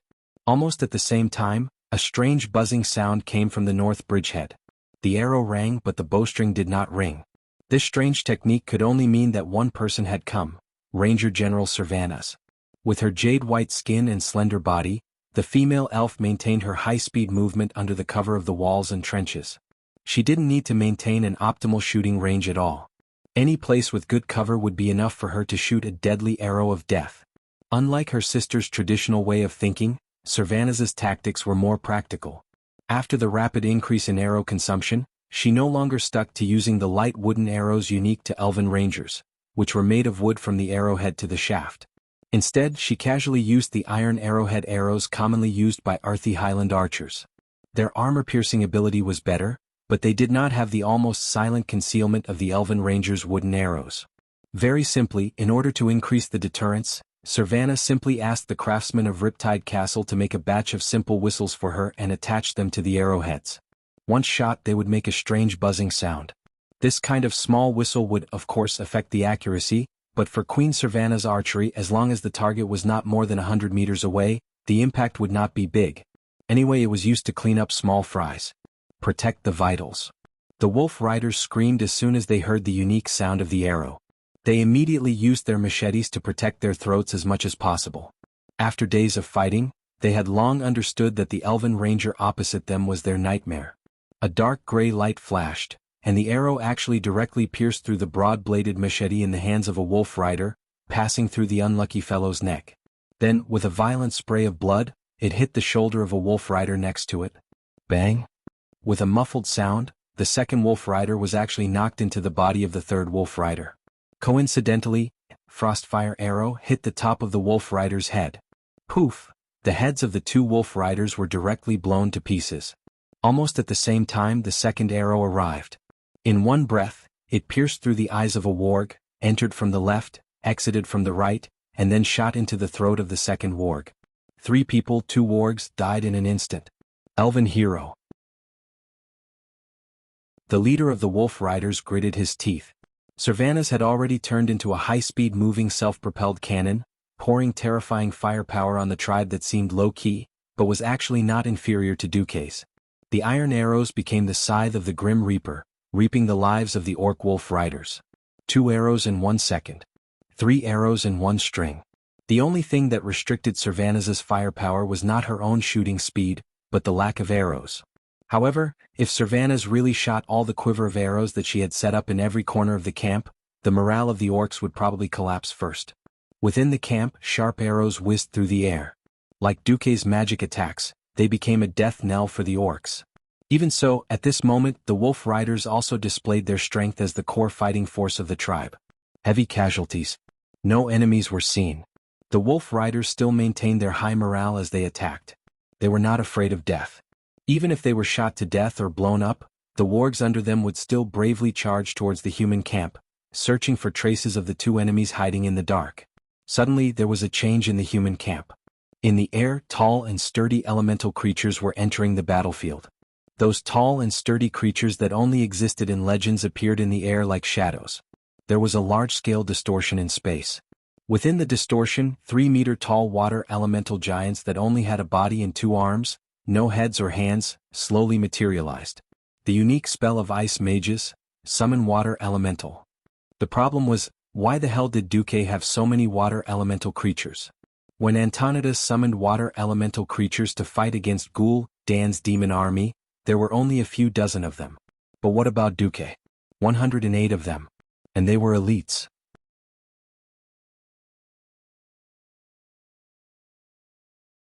Chapter 335. Was Duque's strength already above Antonidas? Of course not. Antonidas had used his spare magic power to summon the water elementals in order to prevent Dan's minions from interrupting his spell casting. The core was still the magic itself. The fireballs and ice arrows flying randomly in the air were the real killer moves. Duque did the exact opposite. He thought of himself as a summoner. The magic circuits were operating at full power, and every circuit burst with a bright arcane light. The magic reaction was so strong that the light even penetrated through the muscles and veins of his body, and many of Duque's magic circuit lines could even be seen on the surface of his body. Duque was clearly in a bunker on the defensive line, but there was an illusion that the light was going to penetrate the outside of the bunker. Gavinrad and Elugia, who were guarding near Duque, were shocked. They had never heard of Duque's spellcasting method of squeezing out all of his magic power. Just like how a person could not exert 500 pounds of force just because he had 500 pounds of strength, the power of the magic circuit could rarely be pushed to the limit. The limit that a person felt was not the limit that they could bear in the real sense. To explore that limit, they needed to practice, analyze, perceive, and improve themselves bit by bit. Similarly, there were many mages who accidentally went overboard when exploring their own limits, and their original magic circuits were overloaded and burned. Duque's pushing was the limit, but it felt like he was walking on a high wire. 98%, 99%, 99. 99%. That kind of exquisite control made Wuxia gape and tongue-tied.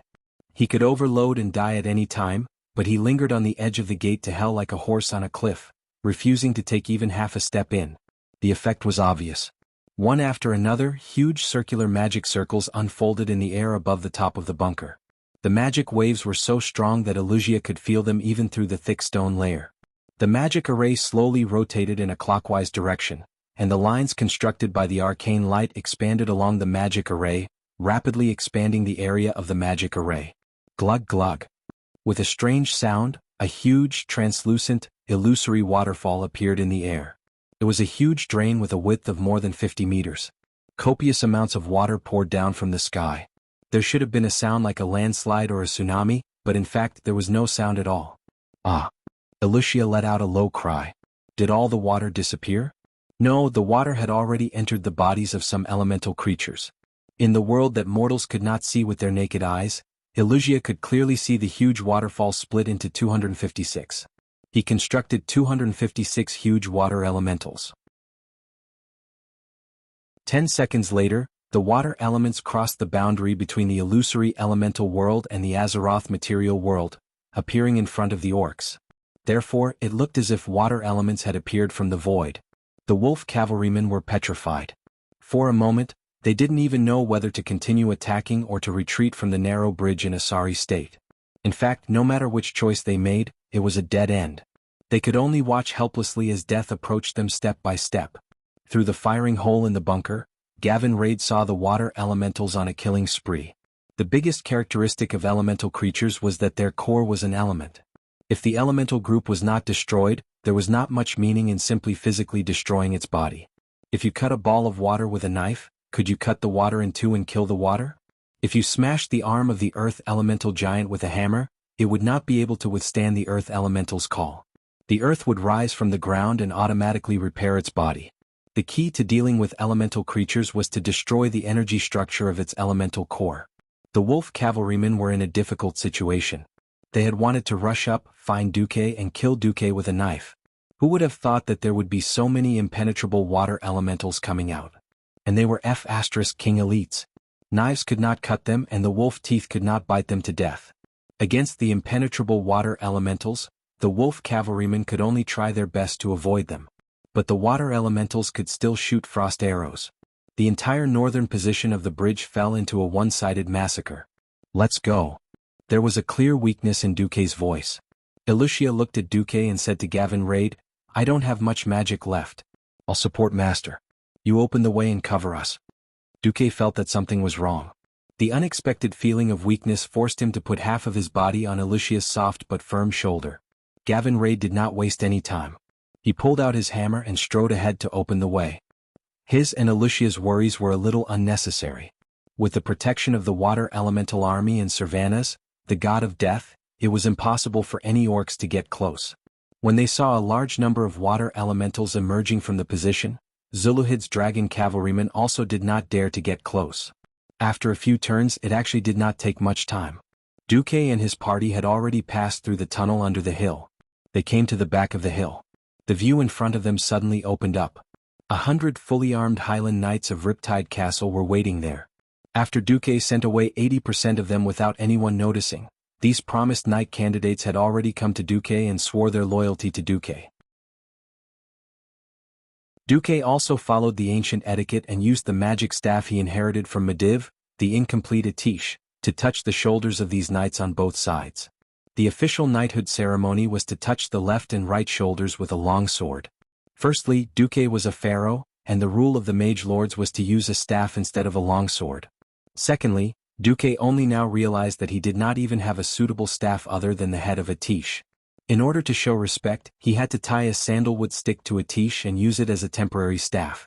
What made Duque's head hurt the most was that even though it was only the head of Atish, it actually provided a magic boost that surpassed all the common goods on the market. No matter what, the swearing ceremony was sacred. King Salas even snuck over to witness the ceremony with his own eyes. He then rushed back through the night. When 100 of them were raised and lowered in unison, when the neat and uniform movements were displayed in front of him, he could not help but feel a thrilling power in his heart, and he had the urge to immediately cheer. Greetings to our Lord, Grand Duke Marcus. The uniform roar pierced through everyone's eardrums like thunder. That's right. These outstanding knights were now Duke's strength. Duke smiled. Let's go, we're going to give the orcs a big gift. Big gift? What kind of gift? A gift that could cause more casualties than the thousands of soldiers who volunteered to cover the retreat? Although the knights were extremely determined, everyone was curious and excited about the big gift that Duke mentioned.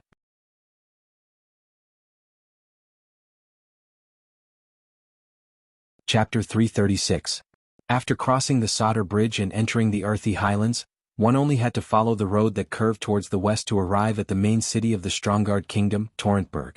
As the ancient capital of the Arathar Empire more than 2,000 years ago, a thick dirt road that had been trampled by countless people, horses and all kinds of animals for thousands of years, at this moment, anyone who stared at the road would find that the road was shaking. Not only the dirt road, but the entire land was shaking, as if a waiter was serving a glass of beer to a customer on a tray. No, the entire earthy highlands seemed to be trembling slightly. If one could look down from above, they would see that there were 3 groups of people running wildly on the road. The first group was nearly 10,000 infantry and craftsmen from Torrentburg.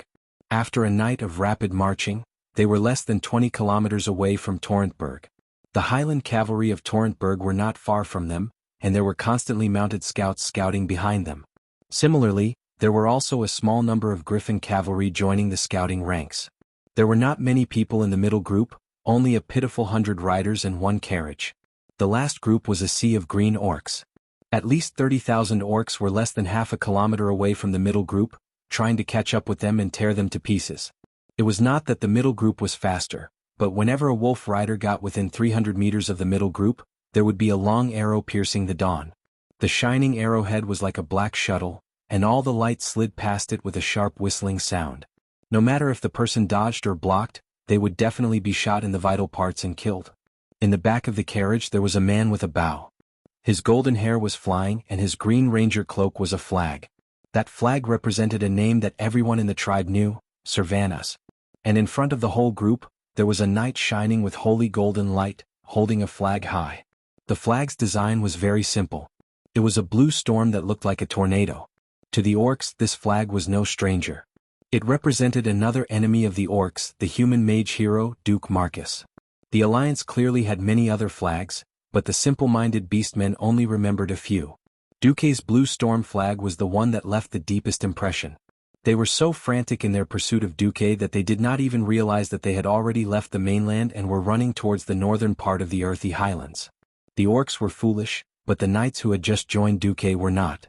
Why did Duke do this? Wasn't it to distract the orcs and prevent them from catching up with the retreating soldiers of Riptide Castle? Even if they had sworn their allegiance, their origins would not change. Their memories were still haunted by the deep feelings they had for the earthy highlands. In a moment of excitement, the blue storm flag in their eyes changed. It was as if it had become the battle flag of Thoradin the Great that shone on the battlefield 2,800 years ago. Duke's slender figure seemed to overlap with the legendary Thoradin the Great. Just as lofty and great. Just as selflessness that crossed the boundaries of clans and nations. For the sake of the future of the human race, he stood at the front line against the foreign races without complaint or regret. The eyes of the knights quietly became moist. Soon their moist eyes widened in shock. The sun was high up in the sky. The vast mountains to the north of the earthy highlands were already covered by the sun's rays, breaking through the misty morning fog. Everything on the highlands was dyed with golden light. But in the distance, the outline of an incomparably huge human figure could be faintly seen. "My lord, we can't go any further. That is one of the few forbidden areas on the earthy highlands. There's..." A knight cautioned Duke. Duke smiled mysteriously. "Are you talking about Fosric? That's the one I'm looking for." The knight was completely dumbfounded. "What? My lord is looking for trouble with Fosric?" The sunlight was like a violent giant axe, splitting the clouds in the sky and pouring down on the earth. On the earthy highlands, green grass was everywhere. Spring flowers dotted the entire highland grassland. But on the grassland, a dazzling bright green covered the natural green of the grassland. Tens of thousands of orcs in newly made armor marched side by side. Innumerable crude war flags were reflected in the vision of Duque and his knights. They were scribbled as usual. Each of them was painted with symbols that could only be understood by orcs. From the partridge to the lion, to the axe, to the hammer, to the broken or the good hammer, there was no repetition in any of them.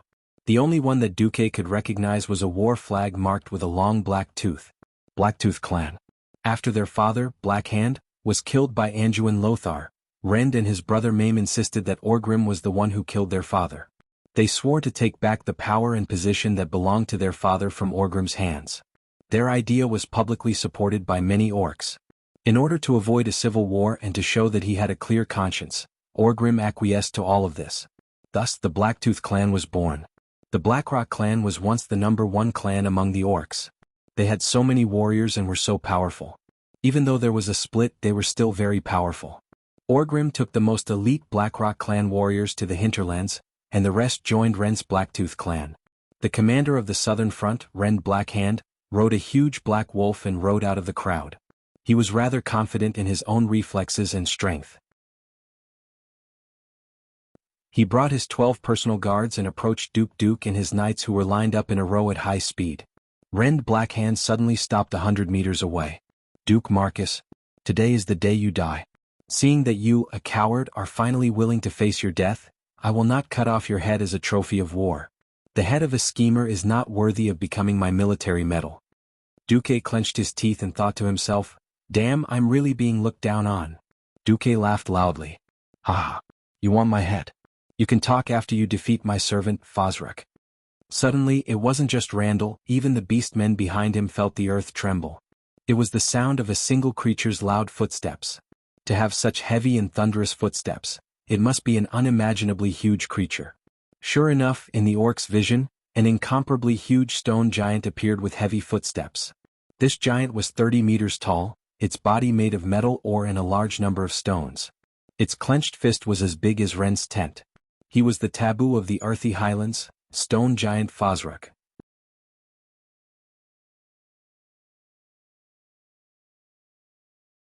Chapter 337.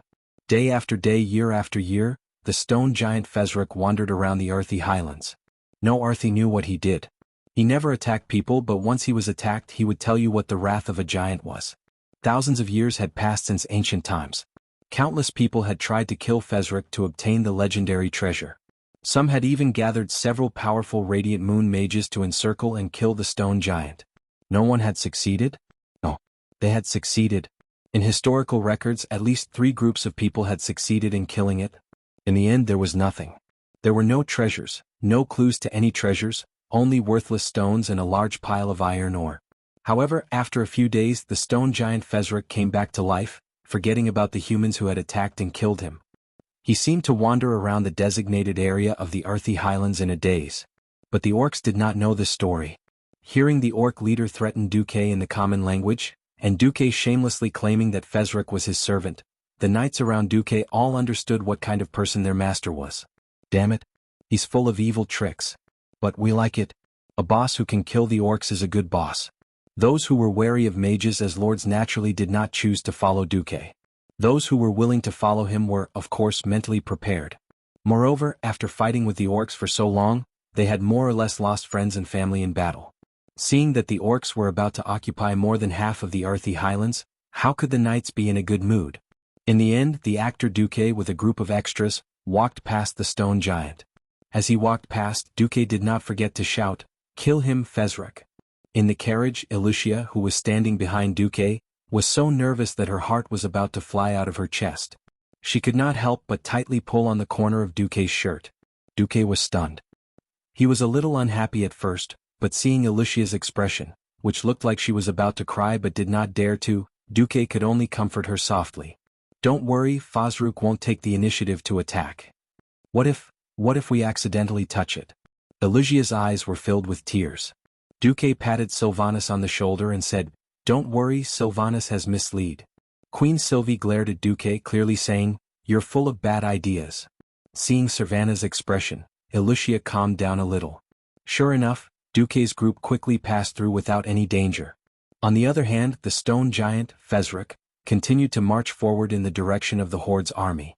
If today's commander-in-chief was not the young and energetic Red Blackhand, but a more mature tribal chief, he would definitely not act so rashly. Unfortunately, there were no ifs in this world. Let the dragon cavalry attack.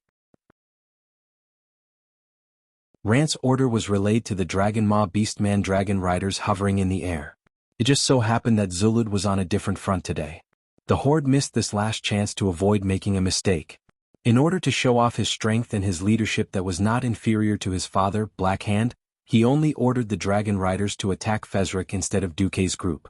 Perhaps he felt that Sylvanus's arrows were still a threat to the dragon riders. Or perhaps he thought that killing the stone giant, which Duque relied on the most, would deeply affect the morale of Duque's group. Anyway, tens of thousands of orcs entered into a spectator mode, watching a dozen red dragons fight the stone giant. Fezrik was very strong. A creature that could truly be called a giant was not weak. After being attacked, it immediately launched a fierce counterattack.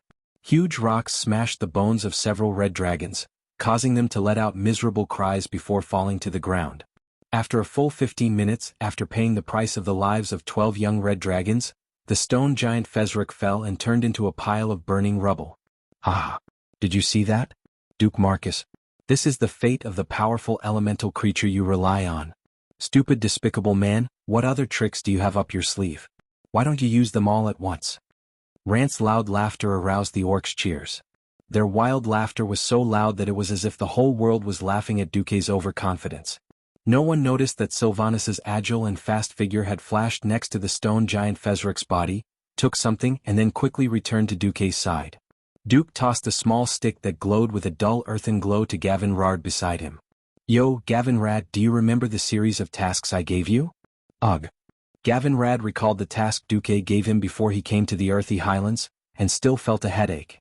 In the northern mountains of the Earthy Highlands, the loyal paladin Gavin Rad followed the great hoodwinker Du's instructions to find the whereabouts of a princess. The poor princess was imprisoned under a huge crystal. Her voice was soft and sweet as if she was crying and complaining, begging the just paladin for help. This scene was like the reappearance of countless fairy tales.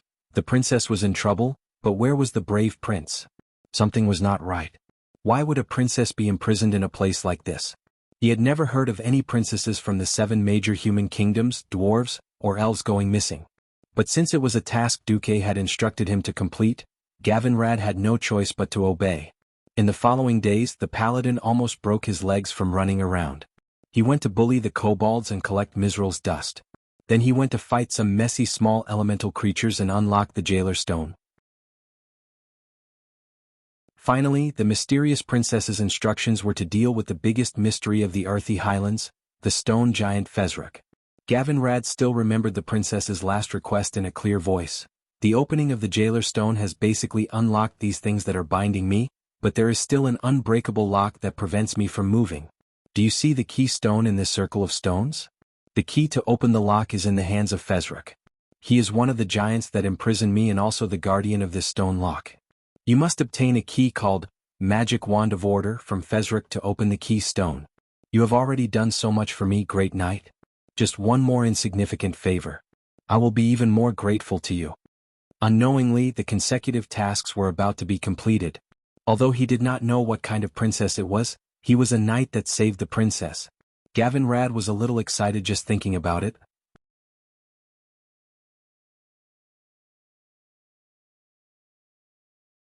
Chapter 338. Duque patted the shoulder of Gavin Rad, an aristocratic paladin. Trust me, the Princess of Azeroth is most likely a trap. In his mind, Duque silently replaced the most with all. The young man Gavin Rad's face was filled with endless confusion. Sir Marcus knows what kind of princess is down there? What is it? Her voice is so beautiful, then why? Duque said righteously, the Creator is fair. Most people with a beautiful voice are not beautiful. Most people with a beautiful voice do not have a beautiful voice. Those with a beautiful voice and a beautiful face, well, the probability is very small. Besides, when you heard the title, Princess of the Earth, did you really not associate it with the elemental system? Gavin Rad's face instantly turned pale. At the same time, a terrible roar came from under the circle of stones. In the previous game, the Princess of the Earth suddenly appeared like a flash. Now, in the real world of Azeroth, the appearance of the Princess of the Earth was, of course, very real. On the piece of land that was the focus of tens of thousands of people, the earth was shaking violently. It was as if a huge active volcano had suddenly been born under the ground. There was a faint shaking sound, as if a lava behemoth covered in flames and magma was about to break out of its cage. Gavinrad suddenly found that in several other places in the earthy highlands, bright pillars of light rose into the sky, and those places happened to be where he had been before. Those were the places where the outer confinement magic circles were located. Obviously, the unknown terrifying creature that called itself Princess was breaking the last shackles under the ground. Not good. A despicable human trap. Retreat. Everyone retreat. Rant shouted loudly. He really did not believe in Duque's integrity. Just over half a year ago, he had seen with his own eyes that Duque had ignited the whole of Stormwind City and pulled 100,000 Blackrock compatriots into a fiery hell. Everything was not right, and with the great chief's order to retreat, the Beastman army suddenly fell into a panic. Everyone, whether it was the wolf cavalrymen who were eager to avenge their fallen companions or the Beastman warriors who were advancing on foot, was a little confused. Then they turned around and fled in a panic. In their minds, as long as they stayed away from the strange stone fence, everything would be fine. "My lord, it's time to retreat." Duque's knight hurriedly shouted. "Duke? It's too close." It was Gavinrad's voice. "Duque?" Queen Sylvie shouted with concern. Elucia quietly tugged at the corner of Duque's clothes. Duque was the only one who was incomparably calm and collected. His face was as calm as the wind and clouds. Oh no, it was a pretentious expression of someone who forcefully turned into ashes while talking and laughing. Under his feet, a small iceberg was emerging, lifting Duke's figure high up, so that every knight could see him, and every blockhead who dared to turn his head could see his figure. Retreat? What retreat? I'm the one who created this trap. How could I be the one to fall into it? This is the third time I've laid a trap to exterminate the orcs. From now on, I want every orc to tremble at the sound of my name. I want every orc to never dare to fight against the humans. I want every orc to crawl under the feet of the humans and accept justice. I want them to pay the price for the orcs' invasion and massacre of the intelligent races in the world of Azeroth. I want the name of the Alliance to resound through heaven and hell." Along with Duque's loud and clear declaration, Gavinrad, Elucia, Sylvanas, and the 100 knights all raised their heads high. If it were anyone else who said this, they would be a braggart who could do nothing but brag. But he was Duke Marcus, the acknowledged master of battle tactics and strategies in the entire Eastern Kingdom and the entire Alliance. There was an uncontrollable sense of excitement in their hearts, making everyone's blood boil. There was no more uneasiness, no more fear. Especially the 100 knights, they were filled with anticipation. They stared unblinkingly into the distance, waiting for the scene of the orcs' destruction that was about to unfold. The thing under the ground was approaching the surface at high speed. When the rumbling sound got closer to the stone fence, the source of the sound suddenly changed direction, choosing to break through the ground from another direction. No, how is this possible? Rend Blackhand was horrified to find that the thing had actually turned, and was heading towards the densest area of the orcs. Duque teased, saying something that the people around him could not understand. "A level 44 elite is a little weak. I purposely wanted to strengthen her, why wouldn't she accept it?" As the loud sound from the ground approached the surface, all the orcs looked down at their feet. All of a sudden, the ground that was already shaking flashed, as if the sun was shining on the entire battlefield. But the light was not actually the reflection of the sun, but the radiance of the magic circle on the ground. A trap. It's definitely a trap. Along with the dazzling yellow radiance that gushed out from the ground, a huge hole finally opened up in the ground, and a huge female palm made of marble suddenly broke out of the ground. The moment it came out, it crushed more than 10 orcs to death. The next second, the huge forearm that came out of the ground was a full 25 meters long. With just a sweep, at least 3 orcs died a violent death. The sky and the ground were covered with the remains of orc warriors. Blood splattered like a waterfall on the heads and bodies of the orcs who had not yet escaped the danger zone. Broken limbs spun in the air, and spattered organs stained the bodies of the wargs not far away. The once ferocious and mighty giant wargs had all become squandering dogs in the face of this even more terrifying and huge unknown existence. They tucked their tails between their legs, let out timid cries and ran away madly. Unfortunately, it was too late. Along with the dazzling radiance that gushed out from the magic array, it was too late. Along with the dazzling light that gushed out from the magic circle, there was only a deep valley left on the edge of the huge magic circle. There was only so much soil on the ground. When one side cracked, the excess soil would definitely rise up due to the pressure on the other side. Where did the soil go? They continued to rise and then combined into a huge round barrier that looked like a flower bud that had not bloomed yet. The barrier that covered the sky and the sun was more than 200 meters high, trapping at least 30,000 tribes on the dark round ground. With no hope of escaping, all the orcs that were still alive could not help but turn around and stare at the terrifying existence that had even come out of the ground with its entire arm more than 50 meters long. The orcs' hearts were beating wildly in fear. What the hell is coming out?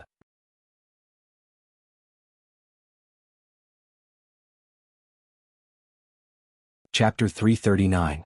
The terrifying existence that emerged from the ground finally broke through the soil and crawled out of the ground. Like a landslide, a large amount of soil that seemed to be able to fill up the entire solder strait fell from her gigantic body. The splash sound was reminiscent of a rainstorm. Her figure was so huge that every orc had to raise their heads to the limit to see her full face. It was a female stone giant that was more than 100 meters tall. She had a rough human face, with a terrible brandy nose in the middle of her face. He had short flaxen hair, which was passable. Aside from her low looks, her body proportions were not bad. At least she was presentable. She wore a long white dress made of an unknown material. She did look like a princess. Unfortunately, her thick and strong limbs were not acceptable to human aesthetics. When her towering skyscraper-like body was fully revealed in front of the orcs, everyone felt a huge pressure descend on the battlefield. A very pleasant and clear voice with a strong sense of mockery resounded throughout the battlefield. Hee. Foolish and insignificant mortals. Thank you for saving me, the great Princess Mizril, from that damned imprisonment. As thanks for your foolishness and ignorance, I will kill all of you. Kakik. After seeing the image of the princess he had saved through the magician's eye, Gavinrad, one of the 5 holy knights, cursed. Bastard. Give me back my beautiful dream. Damn it. What kind of princess is this? I don't believe in love anymore. Gavinrad's only consolation was that he was not the fool who had summoned Princess Mizril and then beaten up by the princess. Gavinrad, why don't you go have a date with your precious princess? Queen Sylvanas bent over and laughed heartily. Hoo-hoo. Illugia covered her mouth like a lady, obviously trying to hold back her laughter. Only Duque, who had already seen through everything, comforted the poor girl. Dear Holy Knight, have you forgotten the virtue of a holy knight? A holy knight will not act for the sake of rewards. Or do you think that the ones who need to be sealed or imprisoned are ordinary humans? No, I think it might be a high elf that isn't recognized by Silvery Moon City. Gavinrad immediately received a supercilious look from Queen She. This first generation of the 5 holy knights had obviously been taught a lesson by Queen Sylvanas in the name of learning from each other. He immediately became dispirited. Duque gave Gavinrad a look that said, "You're a man, you can't back down." Gavinrad rolled his eyes. "If you're so good, why don't you go?" Duque curled his lips and looked at his mage badge. "I'm a gentleman." Gavinrad rolled his eyes for the second time. F***CK, the tribe's southern front army is in trouble. The Dragon Maw Beastman cavalryman hovering in the sky only had this thought as he saw this scene. Rend Blackhand, who was trapped in the huge stone wall, suddenly realized that he and his men had been tricked by Duque. This bullshit princess was definitely an elemental creature. Whether he and his men were willing or not, they had to fight this female giant fiercely. Rend turned around in shock and anger, shouting at his men with his mouth wide open. Unfortunately, in the glaring earthy yellow light caused by the elemental summoning, the female giant's laughter drowned out all the orcs' voices. Shouts, curses, and the sound of drums and horns conveying orders were all drowned out by the female giant's pleasant but domineering voice. You stupid green-skinned humans, do you think you can get a treasure from me? Alright, I'll show you my treasure. Princess Mizril laughed and waved her arms as if she was doing a stretching exercise. After a series of strange explosions, all the orcs shut their mouths. Everyone saw a lot of water and fire elemental giants appearing around them. Everyone saw the fear on their companions' faces. They saw their mouths opening and closing, but they couldn't make a sound like they wanted to scream out loud. There was no Loktar for victory. There was no Gramash for the heart of a giant that symbolized courage. There was only dead silence and despair. No one could make a sound except for the weak trembling sound of their fangs colliding when they clenched their teeth. The drawback of the tribe's declining combat power finally showed itself. If this was the original elite led by Blackhand, they would have rushed forward with heavy weapons at this moment. Even if they died, they would not be afraid. If the leader was a famous chieftain of the tribe, a great hero like Hellscream or Deadeye, the orcs would also have a backbone. Unfortunately, it was Rend Blackhand, a small chief of a new clan who had yet to prove himself. Perhaps he had an excellent bloodline, but no orc would recognize Ren's bravery before he had any achievements. Ren raised his arms and shouted, but his voice was muffled. Stone Edge Exiles. These were Princess Mizral's summoned creatures. Unlike the original version, these Stone Edge Exiles, made up of various elemental creatures, were also strengthened. Yes, that huge elemental amplification magic circle was Duke's work. Duke not only strengthened the princess, but also strengthened the princess's summoned creatures. Otherwise, the princess would have only unsealed the original stone fence and not come out from under the feet of the orcs. Like the most professional terrorist, Duke had even predicted the orcs' reactions. He lured Mizral out in the core area where they had retreated. And in order to create the effect of closing the door and beating the dog, Duke attached a magic model to the magic circle. Yes, a certain prince's ultimate skill, Heavens Fall, Earth Shatter. Now Mizral's minions showed their power. The blazing fireballs brought with them the sound of explosions as they crisscrossed across the enclosed battlefield.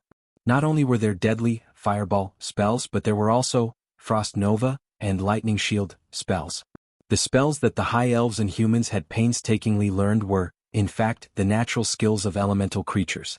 Of course, they were not as good as the elemental creatures. Huge fireballs exploded on the grass. Regardless of whether they hit anyone or not, a chaotic gust of wind mixed with flesh and soil would immediately follow.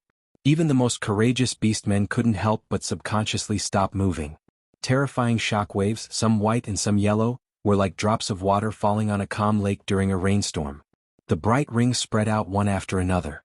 However, any of the bright rings represented death and destruction. Whether it was the burly orcs or the huge wolves that weighed more than a ton, they were all sent flying by the shockwaves of the elemental magic explosion. If they were unlucky and encountered several shockwaves at the same time, they would really die without a complete corpse. You're tuning in to the Han Lee's Wuxia Adventures YouTube channel. We're so grateful for your support, and don't forget to subscribe to join us on this incredible journey through captivating stories. Your generosity through donations truly makes a world of difference, as it's the primary source of revenue that allows me to expand and enhance this channel for you. Thank you from the bottom of my heart for being a part of this adventure.